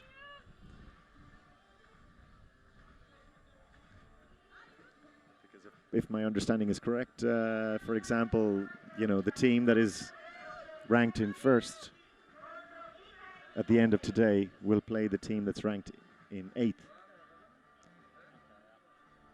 In a kind of a quarterfinal situation. So you don't really want to finish in 8th position. Okay, you do want to still, because you still have the chance. And in fact, it happened a couple of seasons ago where the number 1 ranked team from the Saturday, who were the Magnets, were beaten by the Portuguese team in that playoff. And the Portuguese went on to reach the semis, and so it's never a given in beach 5's. But at this moment in time,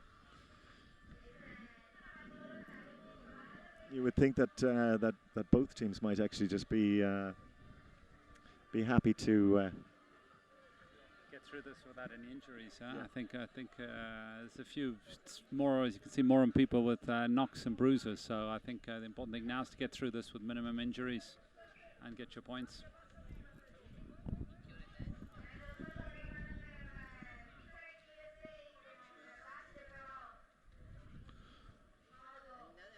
USA restart.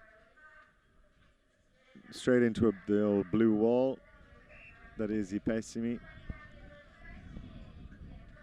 Ipesimi gained possession out of that particular phase and look to launch another attack. Calmly waiting, missed the play. Ball went to ground. The ball came off a foot. The Americans asked politely to go back 5 meters, and the Italians will restart.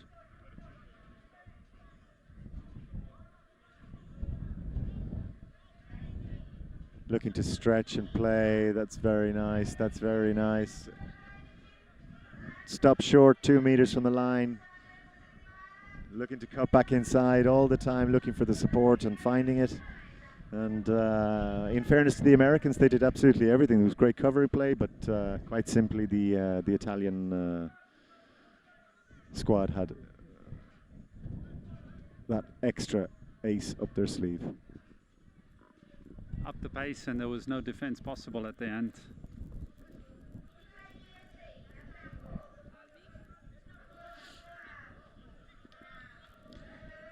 The score currently 5-0.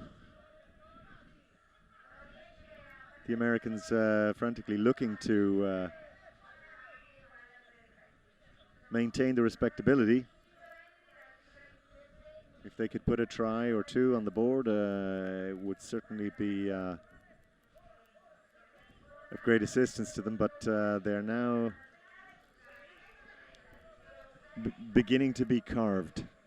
Yeah, I think they're finding a tough go now in the second half. That better game management and stronger players, I think, making a difference.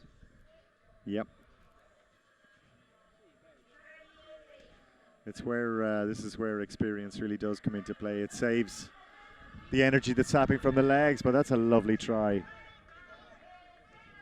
That's a lovely try from the Americans. They'll be pleased with that. No one ever wants to be whitewashed, and so they prevented it. 6-1 at the moment. Another one or two of those, and I would say that they would be quite pleased. Yeah, definitely.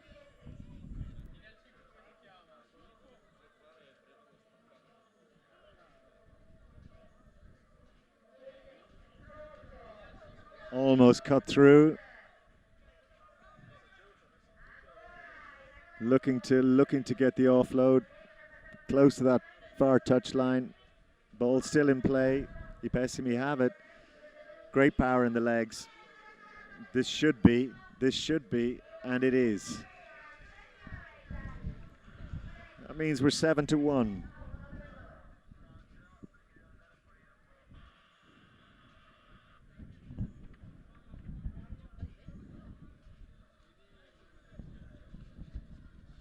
Certainly, Ipesimi will be happy with how this stands.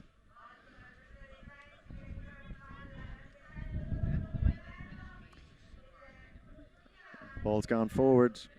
Play called back. The Americans will restart.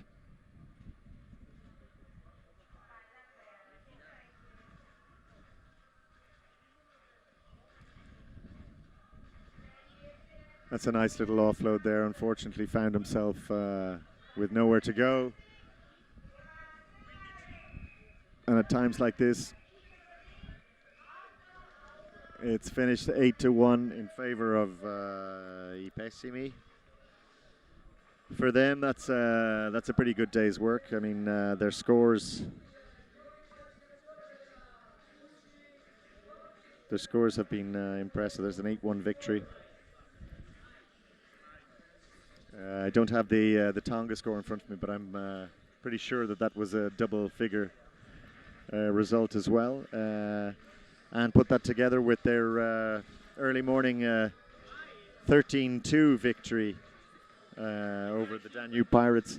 Certainly when it comes to try scoring, they will have themselves a great differential. When it comes to working at the rankings, which also includes the age profile of the team, if they're not, because they do have a couple of elder statesmen in their lineup. So certainly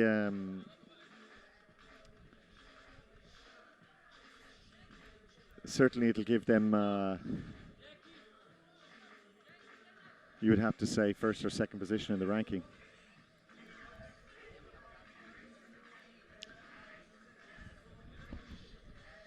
because you'd be looking at Ovale Beach from Marseille, who have got their match now coming up against the Fiji Warriors. We would expect that that they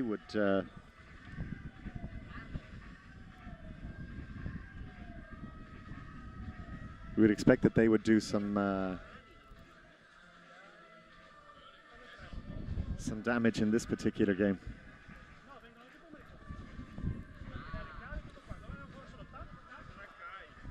So next up, as I say, Fiji Warriors taking on the reigning European champions of Ovale Beach Marseille. The two teams are already down in the pit, taking a bit of shade as much as they can from the sun underneath the inflatable goalposts. Centre of the pitch is just being watered in front of us here. Because quite an interesting breeze has blown up, and the sand, when it's dry like that, tends to rise, and so to avoid it getting in the players' eyes, the pitch is watered down. Also takes a little bit of heat out of the sand.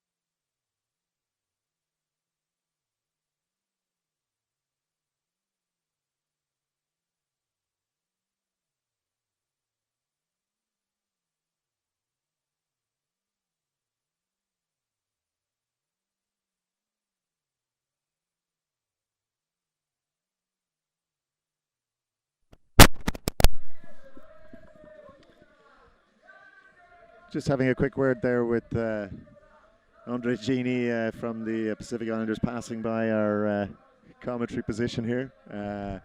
He and the lads are quite happy with the day's work so far. The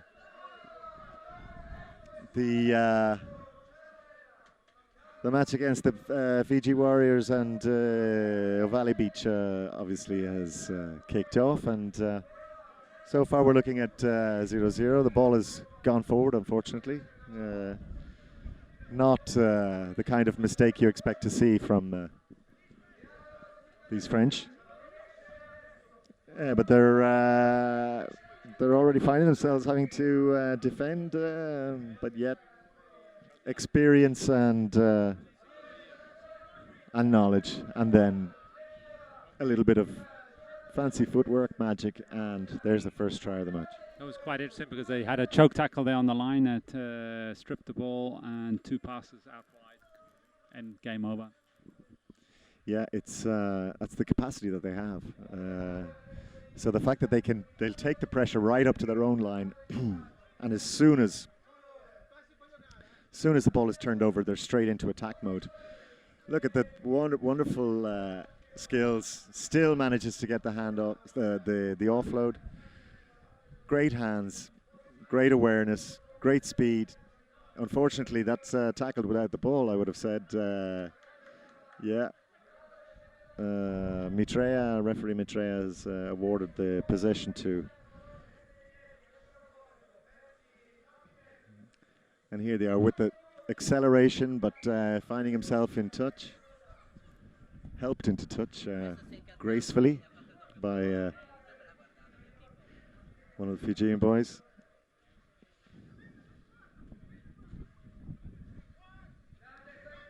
And it's a turnover ball. It's one thing being able to hold on to it, but you have to remember to let it go after 2 seconds. Unfortunately, the support play wasn't there. That's a bit of a soft try for the Fijians to let in. They look for the mismatch and feint a little bit, drifting left and then cut back in against the slow man. Yeah, they're pretty good at there's Paul Griffin, very unlike the former Italian international, very unlike him to lose a ball forward, and the result is another try for the French, and it's 3-0 at the moment.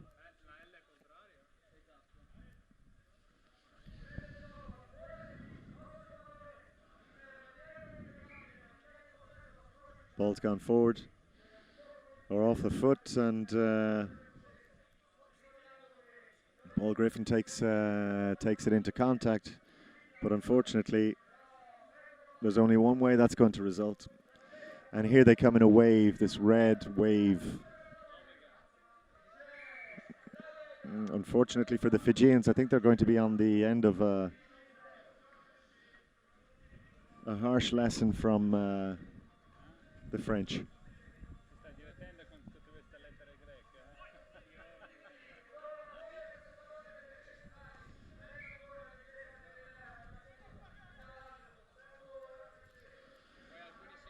Oh, lovely, wonderful, wonderful.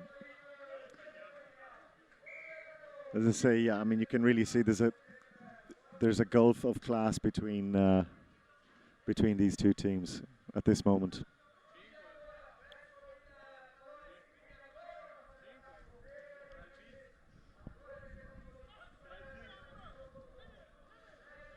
They just look so comfortable, even when the ball is floating.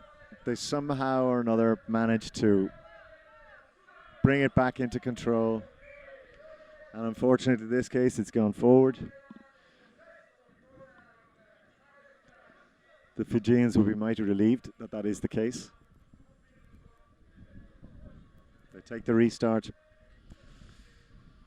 The ball is loose and the man is held up, and the turnover is to the French, and the French are on the move in a matter of seconds. Lovely inside pass. Lovely try, and that's the end of the first half, and it's we're looking at 6.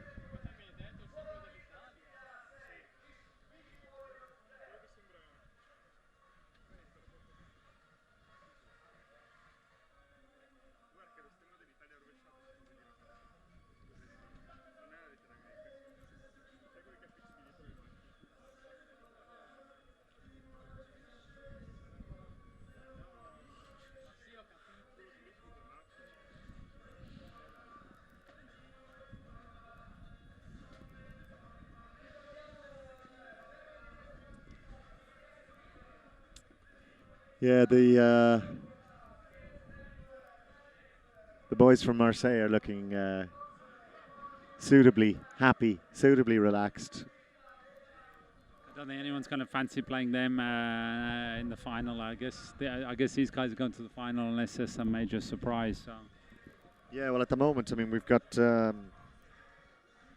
3 more matches coming up after this, featuring the Magnets, which will be an important game for both them and the Forum Beach 5's, because there's definitely a qualification place from Pool A up for grabs there. Barcelona and Tonga will also be coming up. This one is foregone. It's just a question of well, where this might actually impact is in the final rankings at the end of today, which would see, with a try differential like the one that they would appear that they are going to amass. Look at that, beautiful.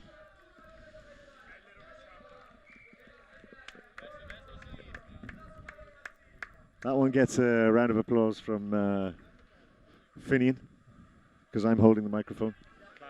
That was classy. So yeah, what we're talking about is the differential.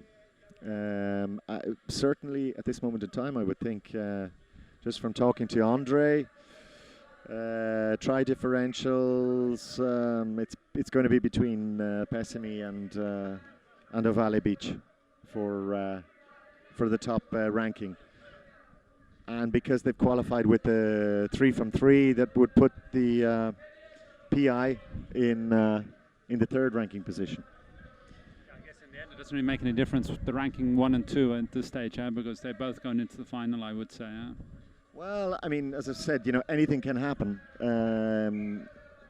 on the day, but in the form that both of these are showing, the 7th and 8th ranked teams are already looking at the possibility of playing either Ovale Beach or Pessimi tomorrow. Yeah, and I think in the end that's not going to be the real thing. It's going to be the probably 3rd, 4th that are going to make a difference. Anyway, that's all conjecture, Your Honour. We'll wait to see the facts as they are when we have them, sometime around 6 o'clock Central European time. The centre of the field, though, the Fijians are suffering a little bit of frustration. The French are looking to, well, there is something quite that has to be one of the most novel tries we've ever seen scored here. Bit of Brian O'Driscoll, I think a try for Leinster several years ago, passing to himself basically. Yeah. I mean, that's how to make the extra man. And as we said before, whilst not the biggest squad, their defensive technique is allows them to control. Look at the speed. Allows them to control a big attacking force, and then they still manage to have players always at the ready. And there's Paul Griffin actually going to break his duck as a Beach 5's rugby player, and he's just prevented the whitewash of the Fiji Warriors. So I guess they'll be happy with that. He'll probably be happy himself with his contribution. But this is in essence one-way traffic. It's 13, 12, 13. It's difficult to keep track. Looking for an offload, it's not there.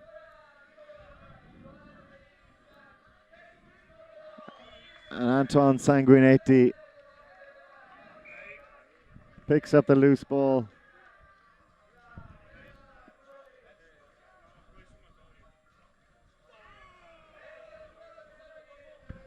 Yeah, they're happy.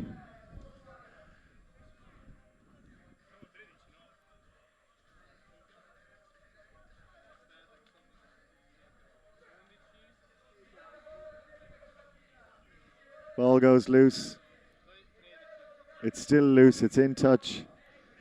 It's Marseille ball. It's 13-1. And it's simply another try. 14.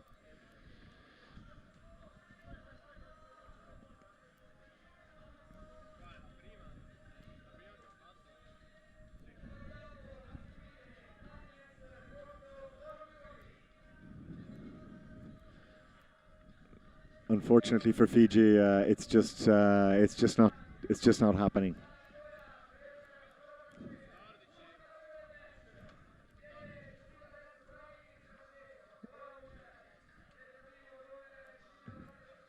They're committed, but it's just not happening. Would you just look at that? That's just quite spectacular. And I mean, he's one of the smallest guys on the. It's a fantastic try, and he's actually bagged a couple of pretty spectacular tries already in this match. Yeah, I think he's emerging as a player of the tournament. Fantastic pace, change of pace, pirouettes, side steps. He's got it all. Yeah, I mean, he literally has it all. He's not just a showboater. He's a starter and a finisher. He took that was a loose ball inside his own in-goal area, and left people for dead. So I have to say I'm extremely impressed with the quality of play that we are seeing. They've added another dimension to the squad from last year, and they should be complimented. The director is calling for a break. Tozmania è il luogo giusto in cui sentirti a casa, bere una buona birra artigianale e mangiare in compagnia cibo semplice, gustoso e saporito. Tutti i nostri prodotti sono friulani e a chilometro zero e i nostri cibi sono preparati con passione dalla nostra cucina. Hamburger, steakhouse, prodotti tipici della zona e tanto altro. Il tutto innaffiato dalla mitica birra 5's, la birra artigianale di nostra produzione. Prodotti sani e freschi, musica live, maxi schermi per eventi sportivi, spazio bimbi per il divertimento dei più piccoli. Ci trovi a Coseano, Remanzacco, Lignano, Sabbiadoro e Tozmania, l'originale Risto Pub friulano, dove il divertimento e la qualità sono di casa.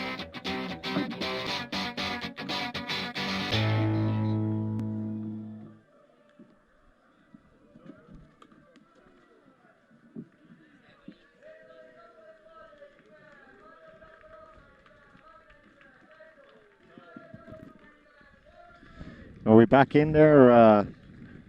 I think we're back in. We are indeed. Next up, we have the Magnets taking on the hometown fans' favourite, the Forum Beach 5's invitational selection. An important match. At this moment in time, you could say that if the Magnets take the victory, they will find themselves qualified in the top 8. Where in the top 8, I wouldn't be able to say, but that's what they're looking for. They're looking for victory, plain and simple.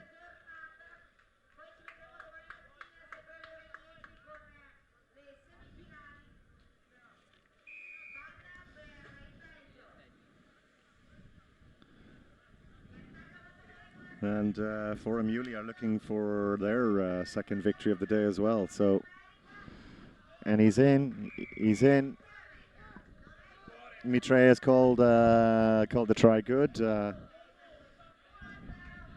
So, one up, was given.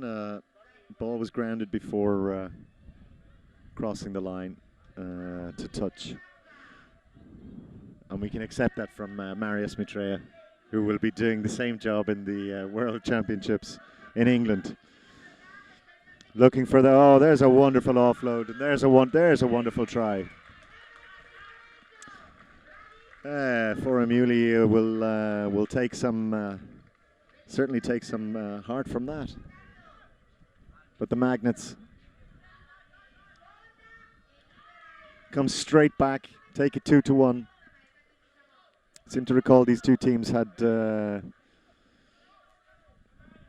great match last year, and indeed fantastic last-minute tackling. Now the ball's gone forward. The Magnets take it up. The ball is released, but it's not. It was there, but it wasn't used. And Forum lose it. It's gone forward, but the ref is sorry, they weren't back 5. So Forum will get to restart that again.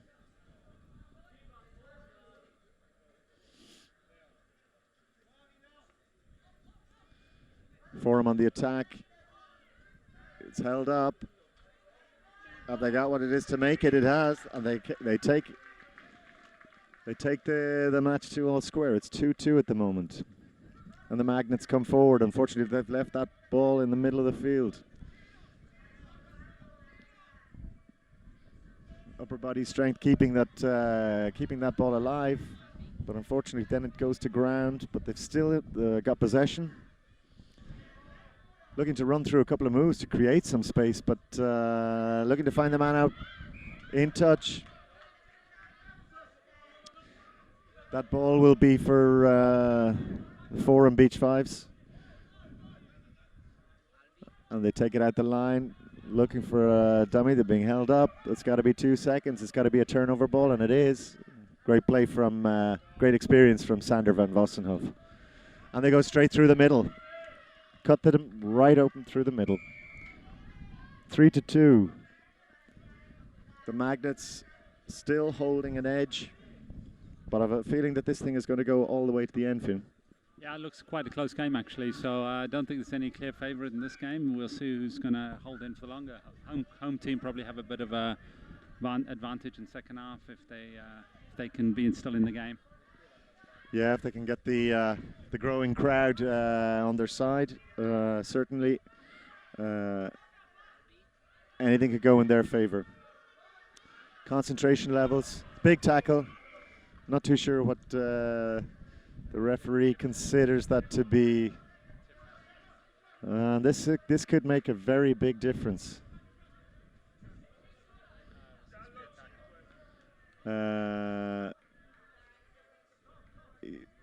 He has been yellow carded. He's considered it to be a. So this really does hand an opportunity back to Forum. And now, if they got the legs to make it all the way, you'd have to say not released.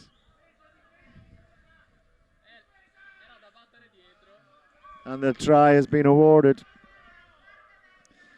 The fact that they've got themselves back to, but have they just relinquished that light advantage? It's 4-2 at the moment, and it's 5 versus 4 in the field. So that is, and that ball is spilled forward. Advantage turning over to Forum. They need to. Very poor game management here by Forum. They've been rushing the ball. They've got the extra man. They need to get this try in, and finally there's a score there. But until now, they haven't looked relaxed on the ball. Yeah. There's a little bit of handbags. Yes, Forum take the try. It's 4-3 at this moment in time to the Magnets. I don't know what's left on the clock in terms of their man in the bin, but.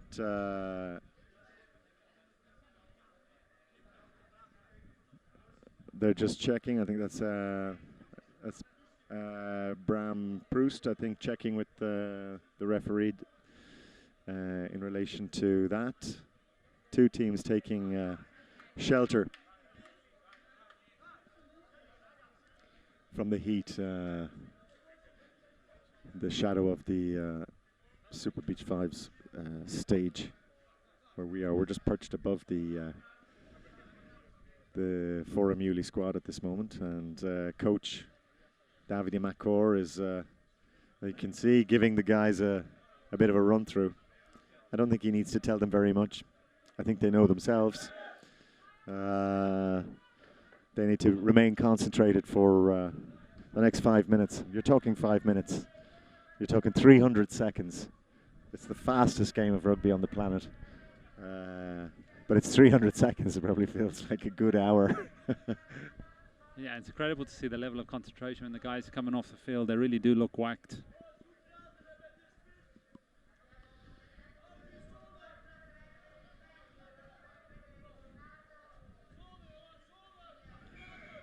Both teams look fit for what's going to be a pretty barnstorming second half.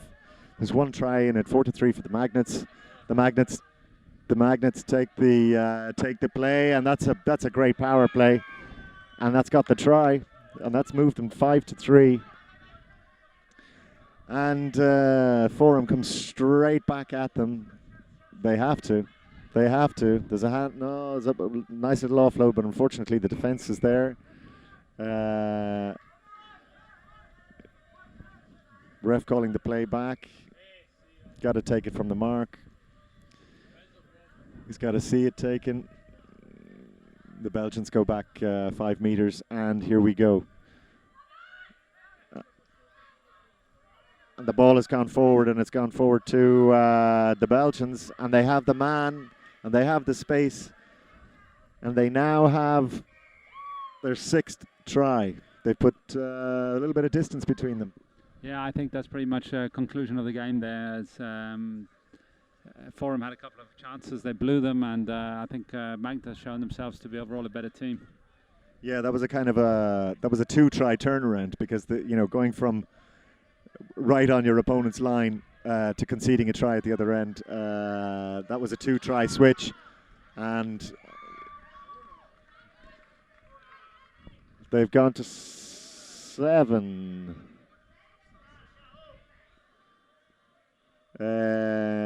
And there's a certain degree of relaxation appearing in the ranks of the Magnet squad members on the sideline just in front of us.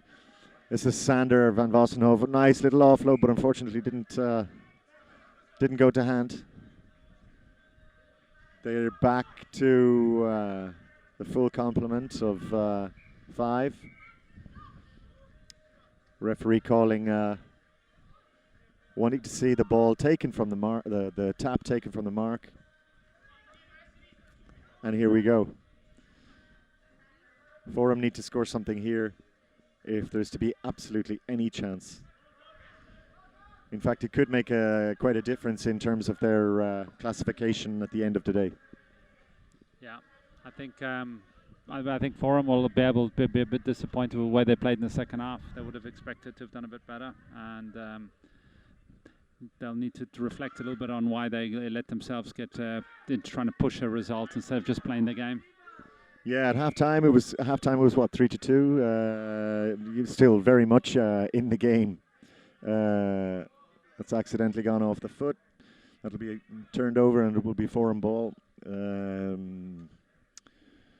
Just about 5 meters short of the halfway. Jacopo Monaro will restart.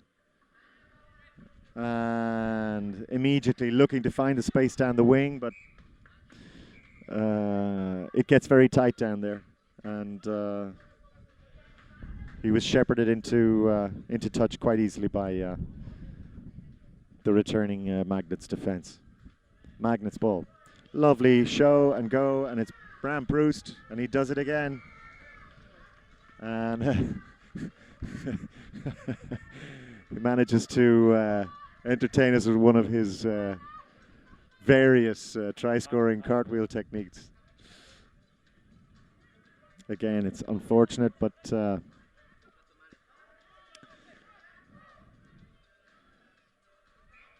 at 8-3, I think the Magnets will be they will be pleased. They will be somewhat relieved, and I think they'll know that they have something else. There was a little bit of crossing there, but referee seemed to let it go. No, he's brought it back. No advantage accrued. And something man down. Just looking to see. I can't actually see. Who's. We got a. Yeah, we got it. Looks like what would have been a bit of a head clash. It's one of the Magnets, yeah.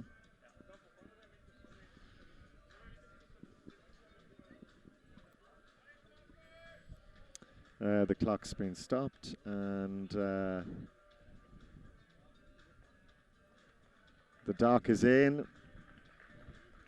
The doc is checking him, and he's back to his feet, and they're going to bring him. Nice to see. Always good to see. And the game restarts. Big hit. Ball goes forward from it, and it's immediately turned over to the Belgians. Van Vossenhoven. And that is another great try. 9-3, the Magnets lead. It's about pride at this moment in time. It could also be about 7th or 8th position in the classification for them. If they can manage to hold on to the Magnets and keep the score where it is, we're going to find out later. Nice release, but unfortunately they're just getting themselves crowded out in midfield, and that's the end of the match. Magnets, I'm sure will be happy that they have qualified at a Pool A in second place. There, but for a sudden death try, they'd be looking at perhaps the same position, third place in the rankings. But it's the Pacific Islanders who we're pretty confident have that at this moment in time as Pool A winners.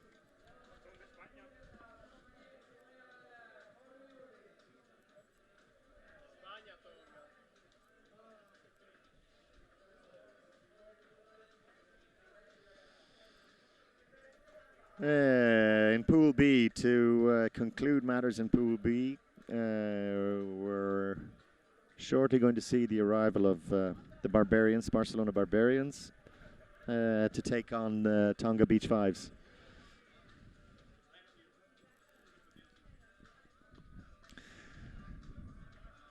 Wacky the man, he's happy, and all the Magnets are happy.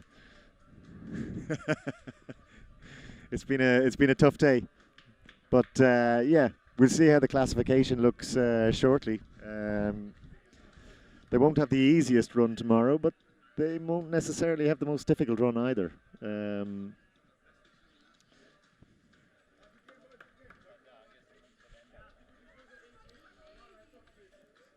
You see what we're looking at here. So we're looking at from Pool A, certainly the Pacific Islanders have concluded. They've concluded their matches, and with 3 from 3, they're certainly in the top 3. Based on the points differential, we'll have to look and see what the situation is, because Ovale Beach Marseille and Di Pessimi have also concluded their games with 3 from 3.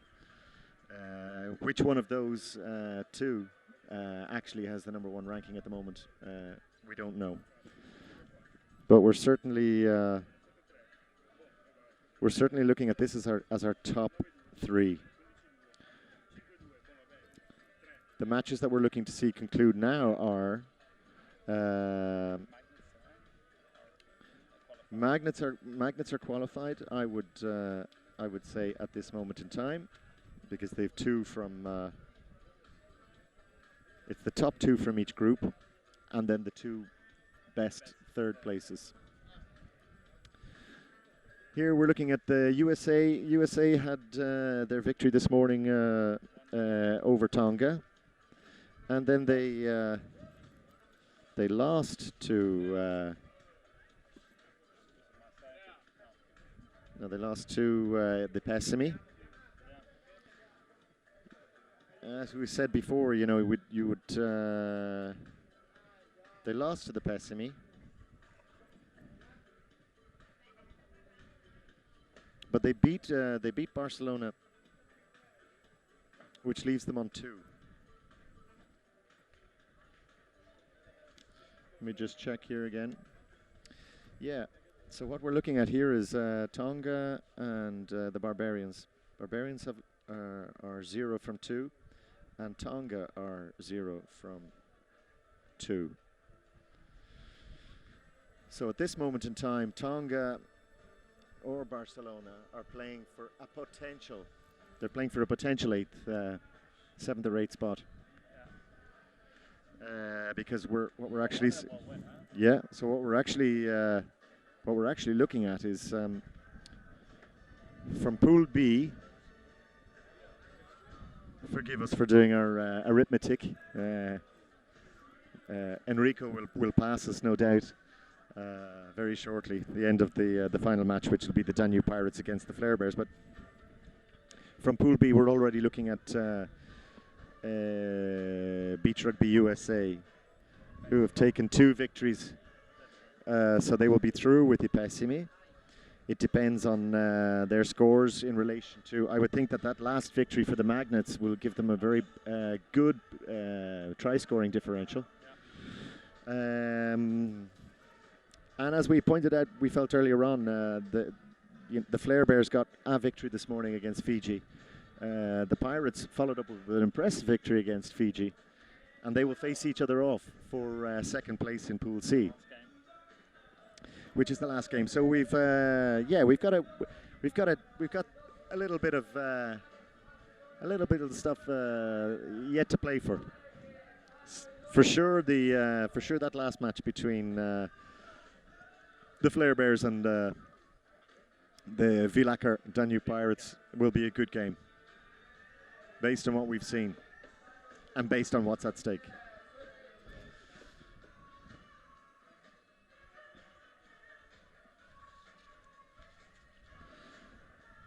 I was talking to Dave Drury a little earlier on, and he mentioned that perhaps a colleague of his might be at work this weekend, might indeed be looking in at events here, and so Andy Forsyth, if you're out there in Wales, greetings from the beach arena in Lignano, where it's currently about 36 degrees, and unfortunately Dave is happy to run the line on this side. He's taking a little bit of the shade from the stands, and he's actually giving us a little dance routine while he's doing it.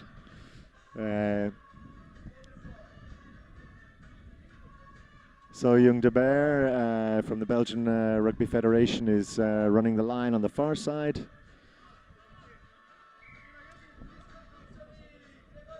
And Gregorio Piran from the Federazione Italiana Rugby, the Italian Rugby Federation, is taking control of this match.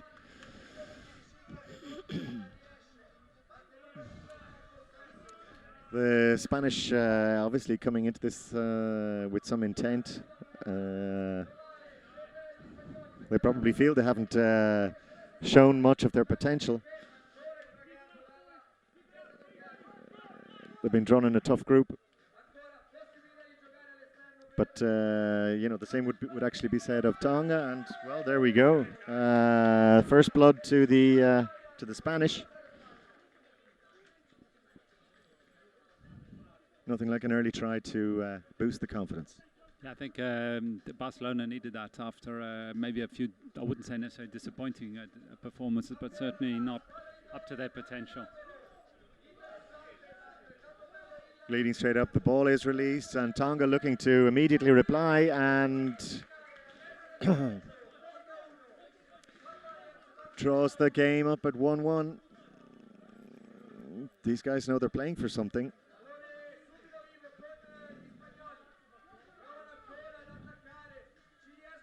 Nice little offload there. Again, lovely offload, great support play, and this is where the support's not coming. This is where it's needed. And unfortunately, the Tongans were considered to be not 5 from the original play, so referee called it back, and the result is a try. 2-1.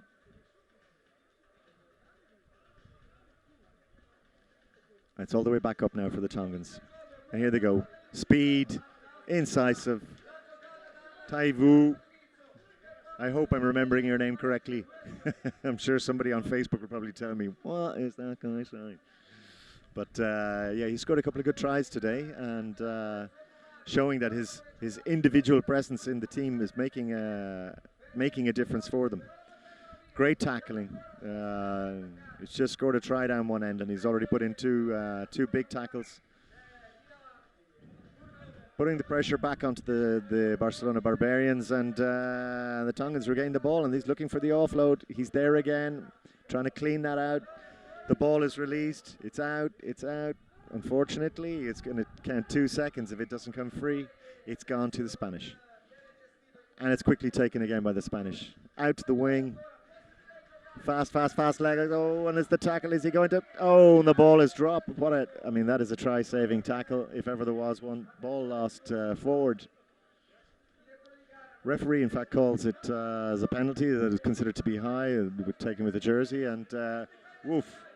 There was somebody looking to test his mettle, and the Tongans were well up for it. Unfortunately for them, as the ball went free, it didn't go to hand. It's a knock-on, and the Spaniards have the restart. Looking for that gap, looking for the offload, and again the tackles are flying in. Referee considers that the Tongans weren't back 5. And in such a case, unfortunately, they have found themselves on the end of a soft score. Not reading the ref well. This is twice that they've conceded tries after 5-yard penalties, so they got to be a little bit more careful there. Yeah, as you say, they do. They need to read the referee well and read the gameplay well.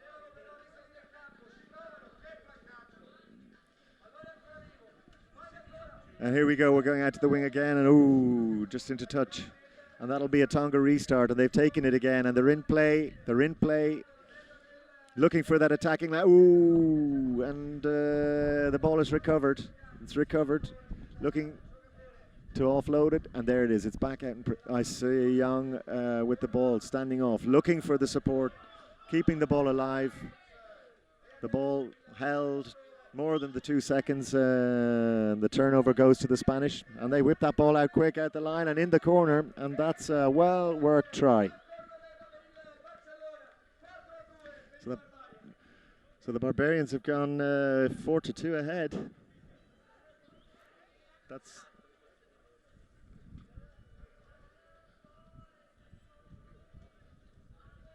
It still says 3-2 on the. Let's see. We don't know if it's well. It's certainly advantage Barbarians by 1 or by 2. We need clarification on that at the end of half time.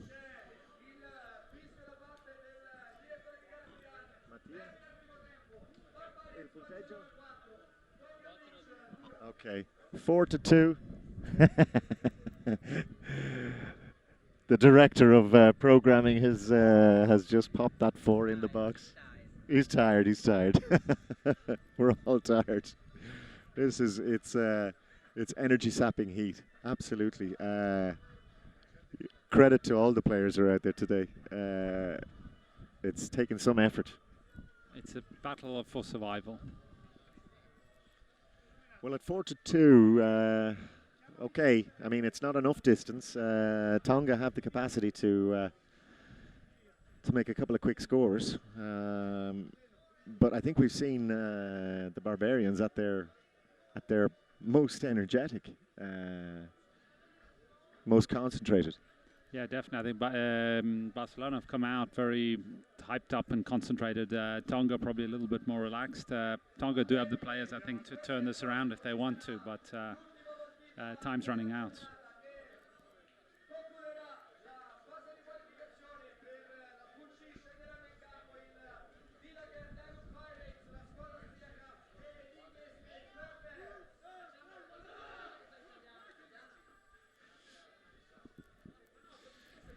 Second half due to get underway. I see Dave Drury has taken up his position on the touchline as well. Once again in the shade, Dave, looking after yourself. Wouldn't blame him.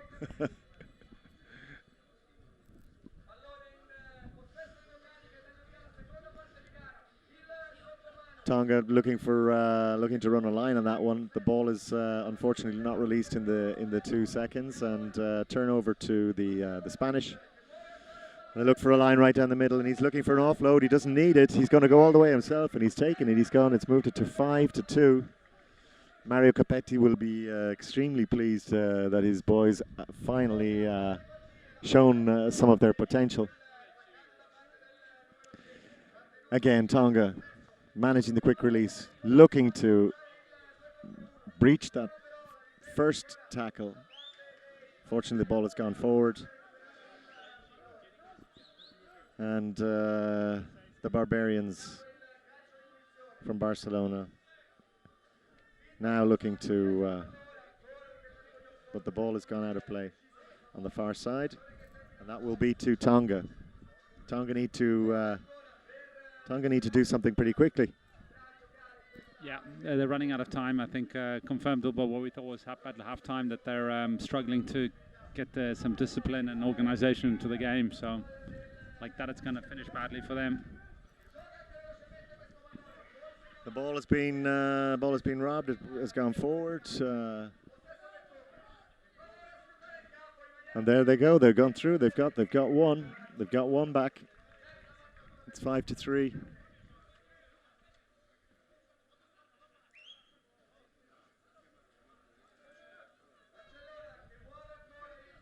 They need to turn this ball over very quickly. Tackler not releasing. The ball remains with the Spanish. And here they go, but the ball is lost. It's gone forward. It'll be turned over to Tonga. They need to make something from this as quickly as they possibly can.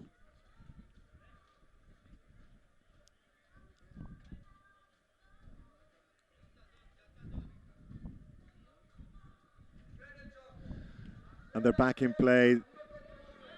It's going to be a turnover ball.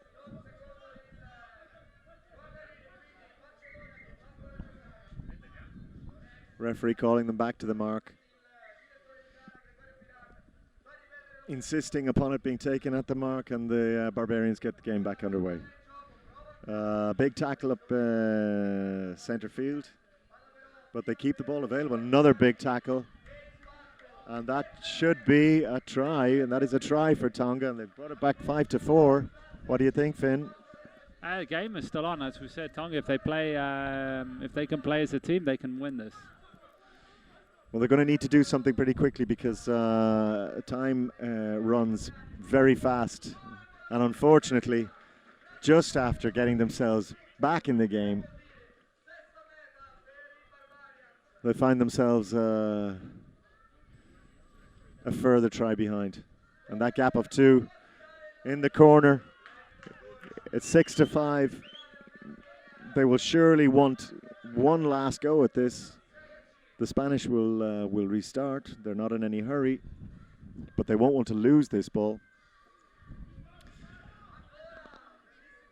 Big tackles, big tackles. The ball is being offloaded. It's being knocked on. It's and this is it. It's from this moment. I would have to say this is the moment when they have to do it. Time is not on their side. Taivu, they need to. Isaiah Young looking for support. The ball has gone way back. A little bit relaxed in the and the Spanish pick it up, and no, the ball is considered to have gone forward, so the Tongans can breathe a slight sigh of relief, but this is where they need to make something count.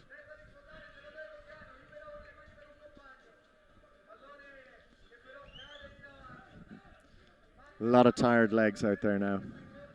Ball with the Spanish.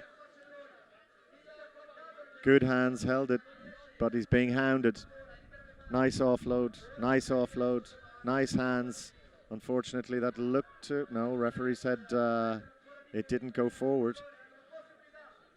And that one did, but hasn't called it. That one has. It's gone forward. Surely, surely. Is there time? Is there time? Will this be the last play of the game? It's 6-5. Tonga need to square this game up. They need to hold it. They need to use it. They need to offload it. And they are going to tie it up. They have tied it up at 6-all. Unbelievable in the last seconds of... The Spanish will feel absolutely disgusted with themselves. It was clear that was going to be the last play of the game. And but fair play to the Tongans. They're a fantastic side and never give up. We've got our second sudden death of the day.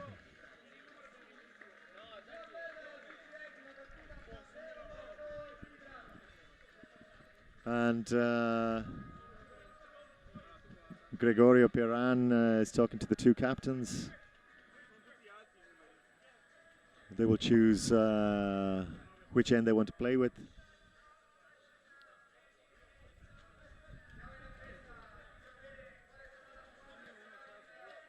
It's a golden try, sudden death. Next try wins it. And with this try,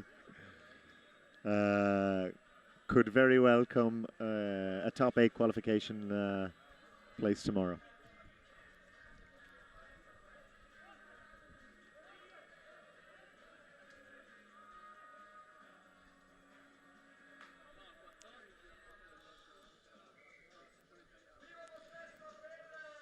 And Tonga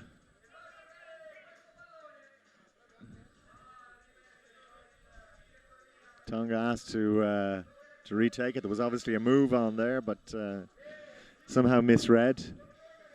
And they're looking to shift the play and move the play. They're looking to take advantage of it. The ball has been lost. It's in Spanish hands. This is sudden death. Strong upper body. Gets them, the ball's gone forward.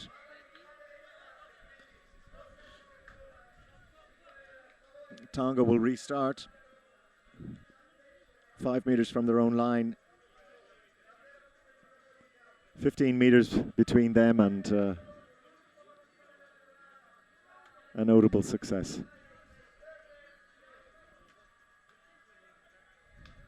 The Barbarians from Barcelona have set their defensive line. And here we go. Tonga looking to use the speed, looking to use the energy and pace and power. Looking to, and they've been turned over. They've been turned over. The Spanish will want to move this as quickly as possible. It's 3-on-3 and the space has been opened. And there's the offload and it's knocked on. And the ball has gone forward and that won't count. It'll come back. He was straight through. And now it goes the same way with the Tongans. This is tension. This is tension. And here we go again. Looking for the support. And as he throws, last ditch. Dropped the shoulder, but pulled up. The referee says the ball stays with the Tongans. They're about 7 meters out from the Barcelona line.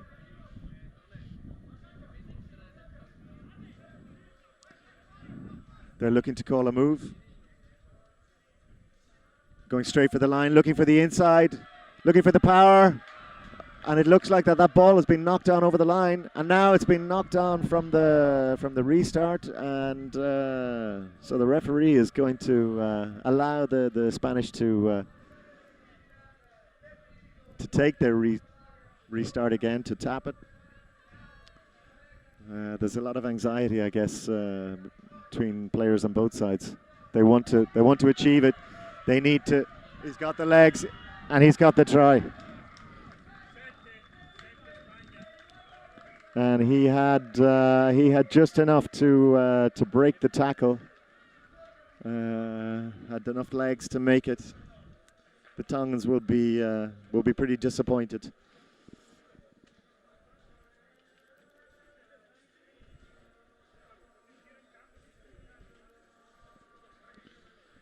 Feeling after that particular match? Pretty exciting finish there, and Tonga must be killing themselves, because after coming back like that, they probably had the momentum on their side. But I guess I think on the end, that's a fair result. Yeah, I mean they were going for the try themselves, and the ball was knocked down over the line. Very slim measures between victory and success. It's a very thin line. So yeah, we're approaching the end of day one. We have one more match to go. We're a good 20 minutes ahead of schedule. This is Italy. But it's hot. It's been very hot. And yeah, there's some serious qualification up for grabs in this next match, featuring the Danube Pirates and the Flare Bears from England. So stick close to your seats. Go out and make a cup of tea if you're in a colder country than this. Open a beer or something like that. Yeah, if you're in a hot country like this. Spritzer. Giant spritzer. Yeah, I could do 2 of those now. Yeah.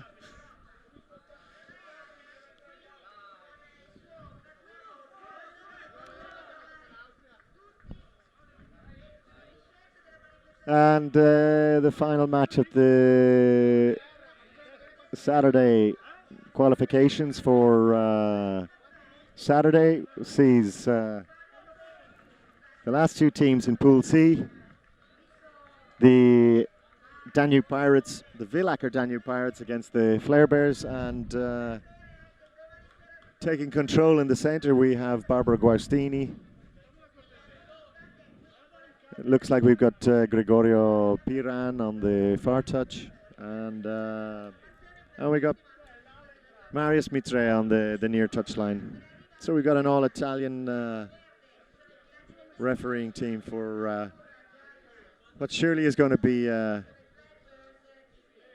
exciting game. I think these 2 teams are going to be reasonably well matched. But I'm just wondering if the unity that's in the Danube squad, that might actually carry them through. I see the Flares only got 9 players, I think. I think, yeah, they're suffering an injury from earlier on. They're a man down, but covering well, and unfortunately the ball not going to hand. It's the pass that you're looking for. Yeah, ball's not going to hand. Ball is knocked on. We're looking at the Flares. Okay, offloading once again, left to right. Unfortunately, considered crossing. The restart. The referee Guastini is bringing the play back. It should be taken from the mark. Correct. And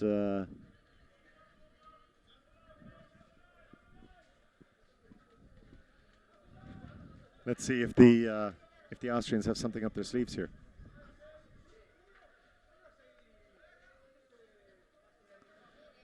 Looking to cut through. And it goes to the big man. He stretched the legs, and he's touchdown. And first blood to the Danube Pirates. That'll probably settle. He's a big lad, isn't he? And he's got enough mobility as well for a big guy. So the Flare Bears are being swarmed at the moment, but Captain Barty Hills trying to calm his troops. The ball's gone loose. It's in the dead ball area. And the try's been awarded. The ball was spilled, wasn't guarded. Unfortunately, the ball has gone forward from the tap off.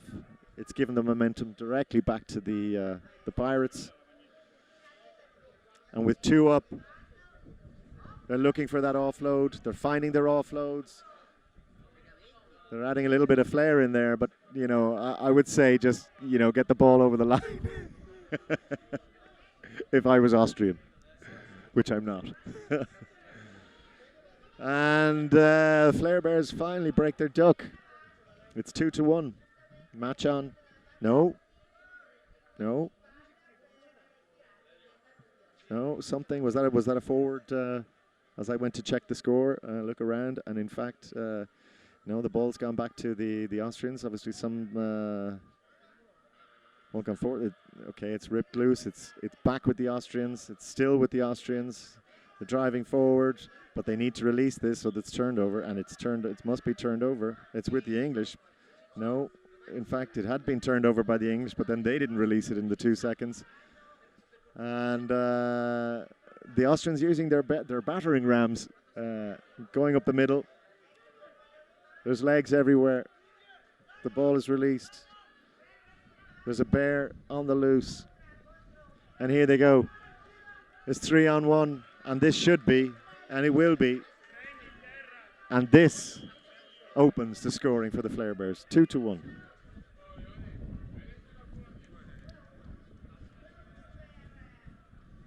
Bear fans everywhere will be delighted with that.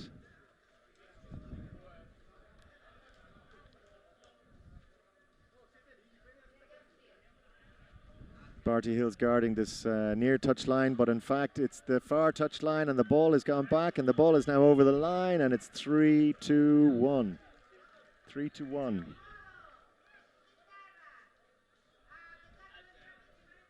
Unfortunately, our director is he's obviously feeling the heat. Yeah, 3-1. 3-1. 3-1.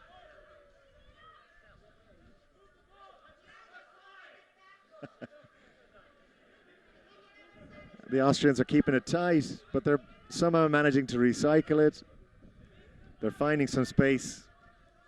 Going through the center, this is a big man, and he's got a big reach, I'm pretty sure of it. The ball is there, it's literally half a meter from the line, but it goes the English way. Looking to bring the ball out of defense.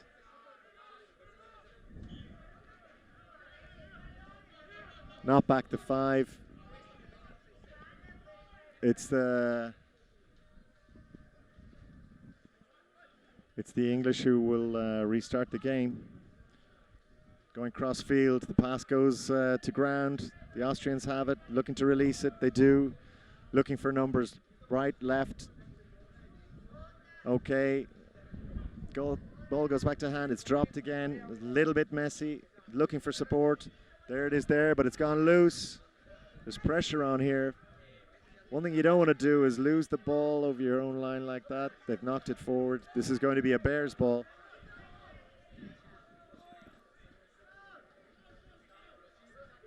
And from those 3 meters out, they should be looking to score here. Fantastic defense. They read it, and now they have the ball again, and they should be looking to release that. And they found their own man, and they're looking to release it again. And they're coming over this side, and has he got the legs this time? No! Just as we saw it, the ball goes loose, the ball goes forward. God love him. I know how that feels, strangely enough. That's at the end of half time, and it's 3-1. Nothing is taken for granted in the game of Beach 5's. You have an open field to play.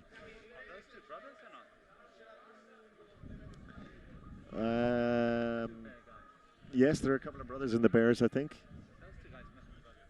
Which two are you talking about? Quite possibly.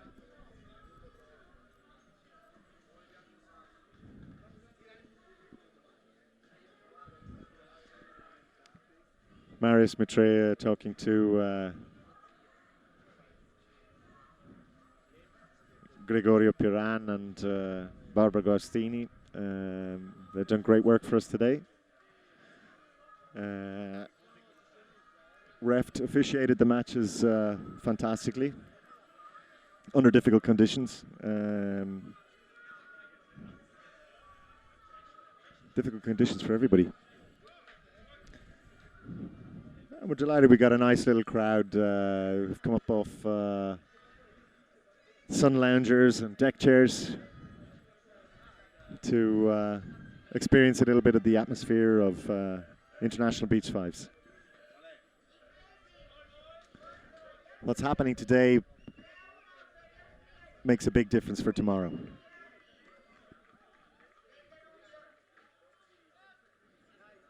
And the Villacher Danube Pirates are ready to get the game underway. And their big man takes it in. The ball is released and they're looking for a show and a go, and there's a try. And that's gone 4-1. There's a little bit of distance appearing between the two sides now. Barty will be looking to get the Bears back on track as soon as possible, but they've lost the ball. Lost the ball forward, and it's straight onto the big men. Well held up, turnover. What can the Bears do now? Fast, quick, gone all the way to the touchline, but brought back in.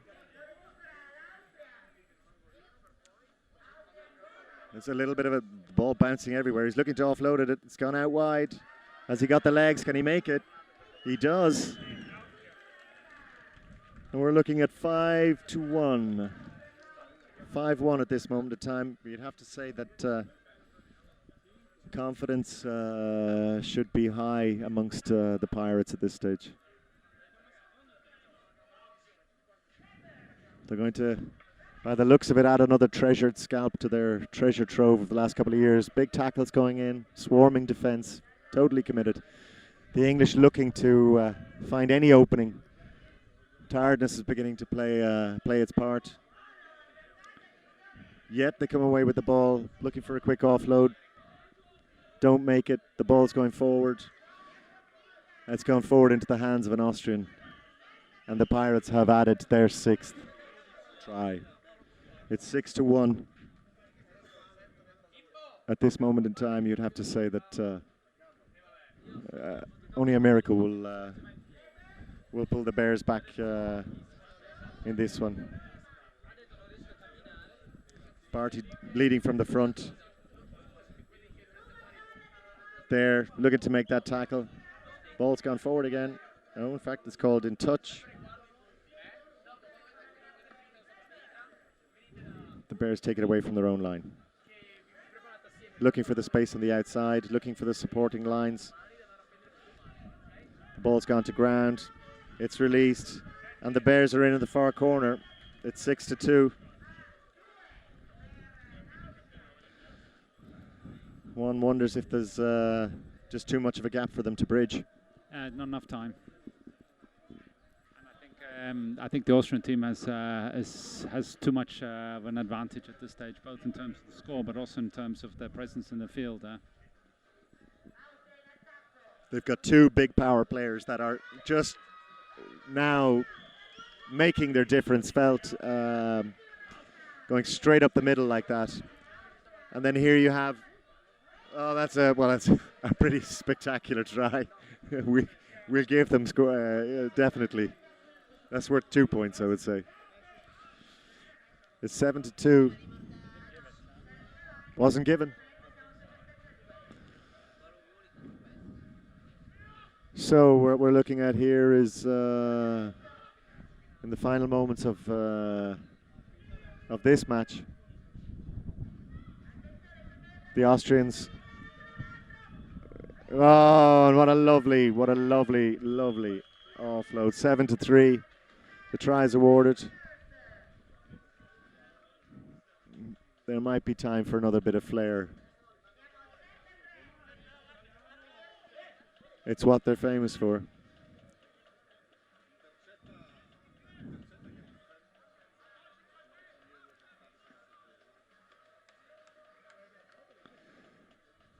And the Pirates, okay, misread that, but they still hold possession. Looking to see where the space is, looking to see. Good hands. Looking for the offload, finds an Austrian, unfortunately. And it's turned into a real 10-on-10. Yeah, it's like a.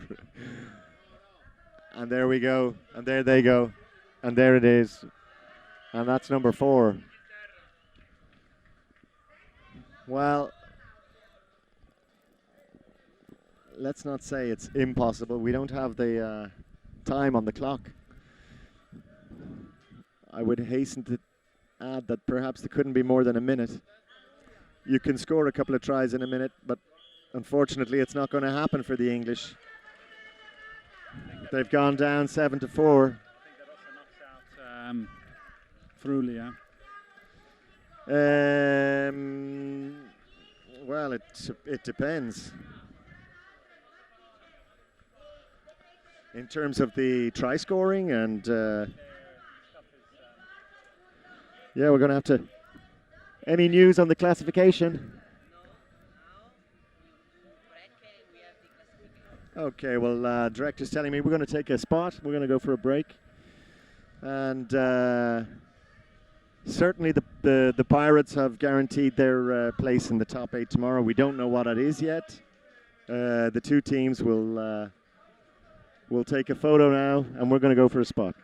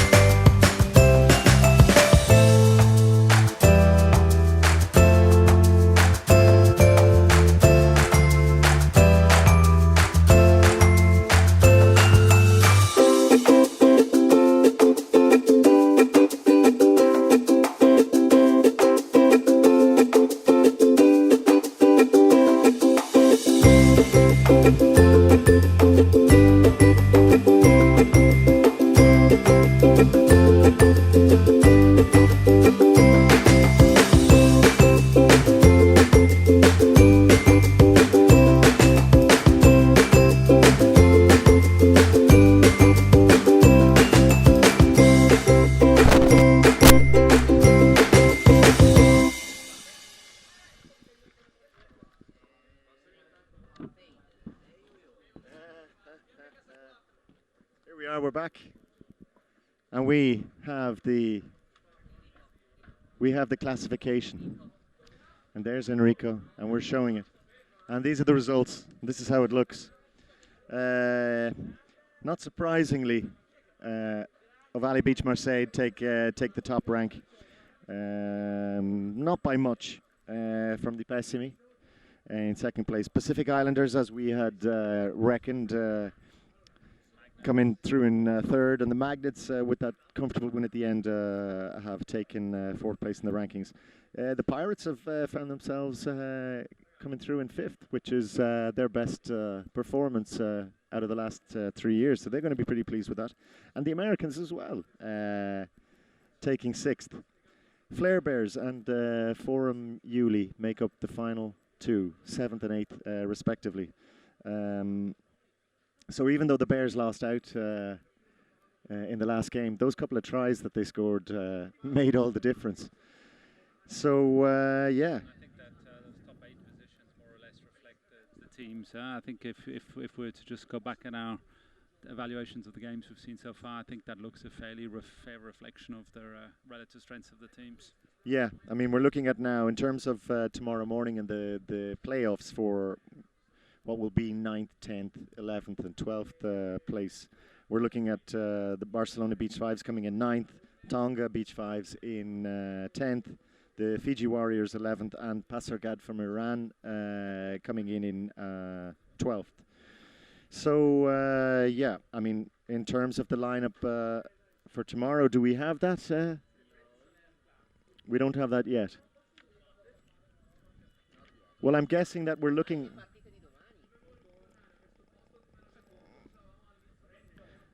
Our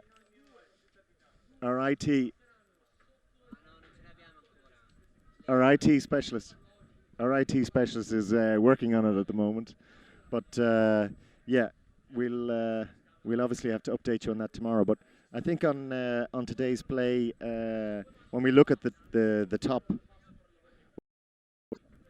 5, we've got some interesting teams to look forward to seeing tomorrow. Yeah, I think top 5 of some, I guess the 3, 4, 5 have an outside chance, but I guess based on what we've seen today, top 2 should be in the final. Yeah, I think it's one doesn't like to say it's a foregone conclusion, particularly when you've got 2 teams like the Pacific Islanders and the Magnets, who on their day are well capable of beating both of those 2 teams. But you'd have to say, on what we saw today, it's looking ominously like an Italo-French final in the makings. We don't know. We'll wait and see. I'd like to see what the draw is before I'd actually even say any more, but since we haven't got it, it's been a long enough whole day. We're tired. We're looking for a beer. We're looking for a Taz. Taz, which is one of our sponsors this year.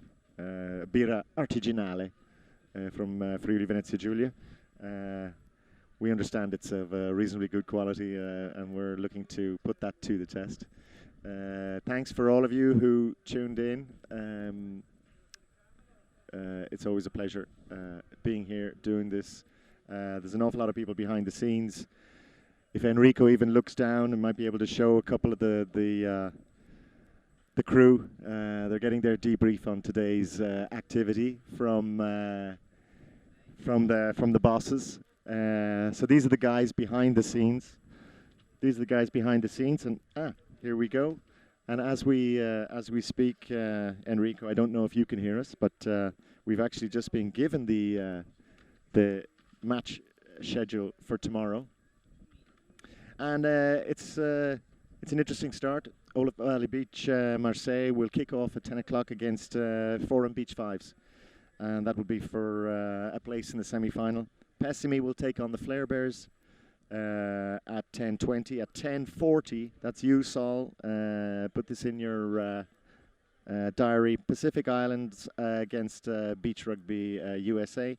11 o'clock, the Tain and Step Magnets against Villacher Danube Pirates. And then for the lower placings, Barcelona against Pasargad and Tonga against Fiji Warriors. So that will be at 11:20 and 11:40. So kick-off tomorrow, 10 o'clock. The reigning champions looking seriously hot on today's performances will take on the local boys, Forum Uli 5's, and followed then by Pessimy against the Flare Bears. I wouldn't discount anything that will happen in relation to the Pacific Islands, the Magnets, USA 5's, or the Danube Pirates. I expect that those two particular matches are going to be something special and will bring us much excitement. Those are all for places in the semi-finals. So already tomorrow morning, first up, it's going to be an exciting, decisive day of Beach 5's. I guess from us here, I'm wondering how much I've got. Are we just finished? Well, we're just... Are we finished now? So apparently we've finished now. Good night, everybody. We're off for a beer. A Taz. Thanks, Lorenzo. Thanks, Enrico.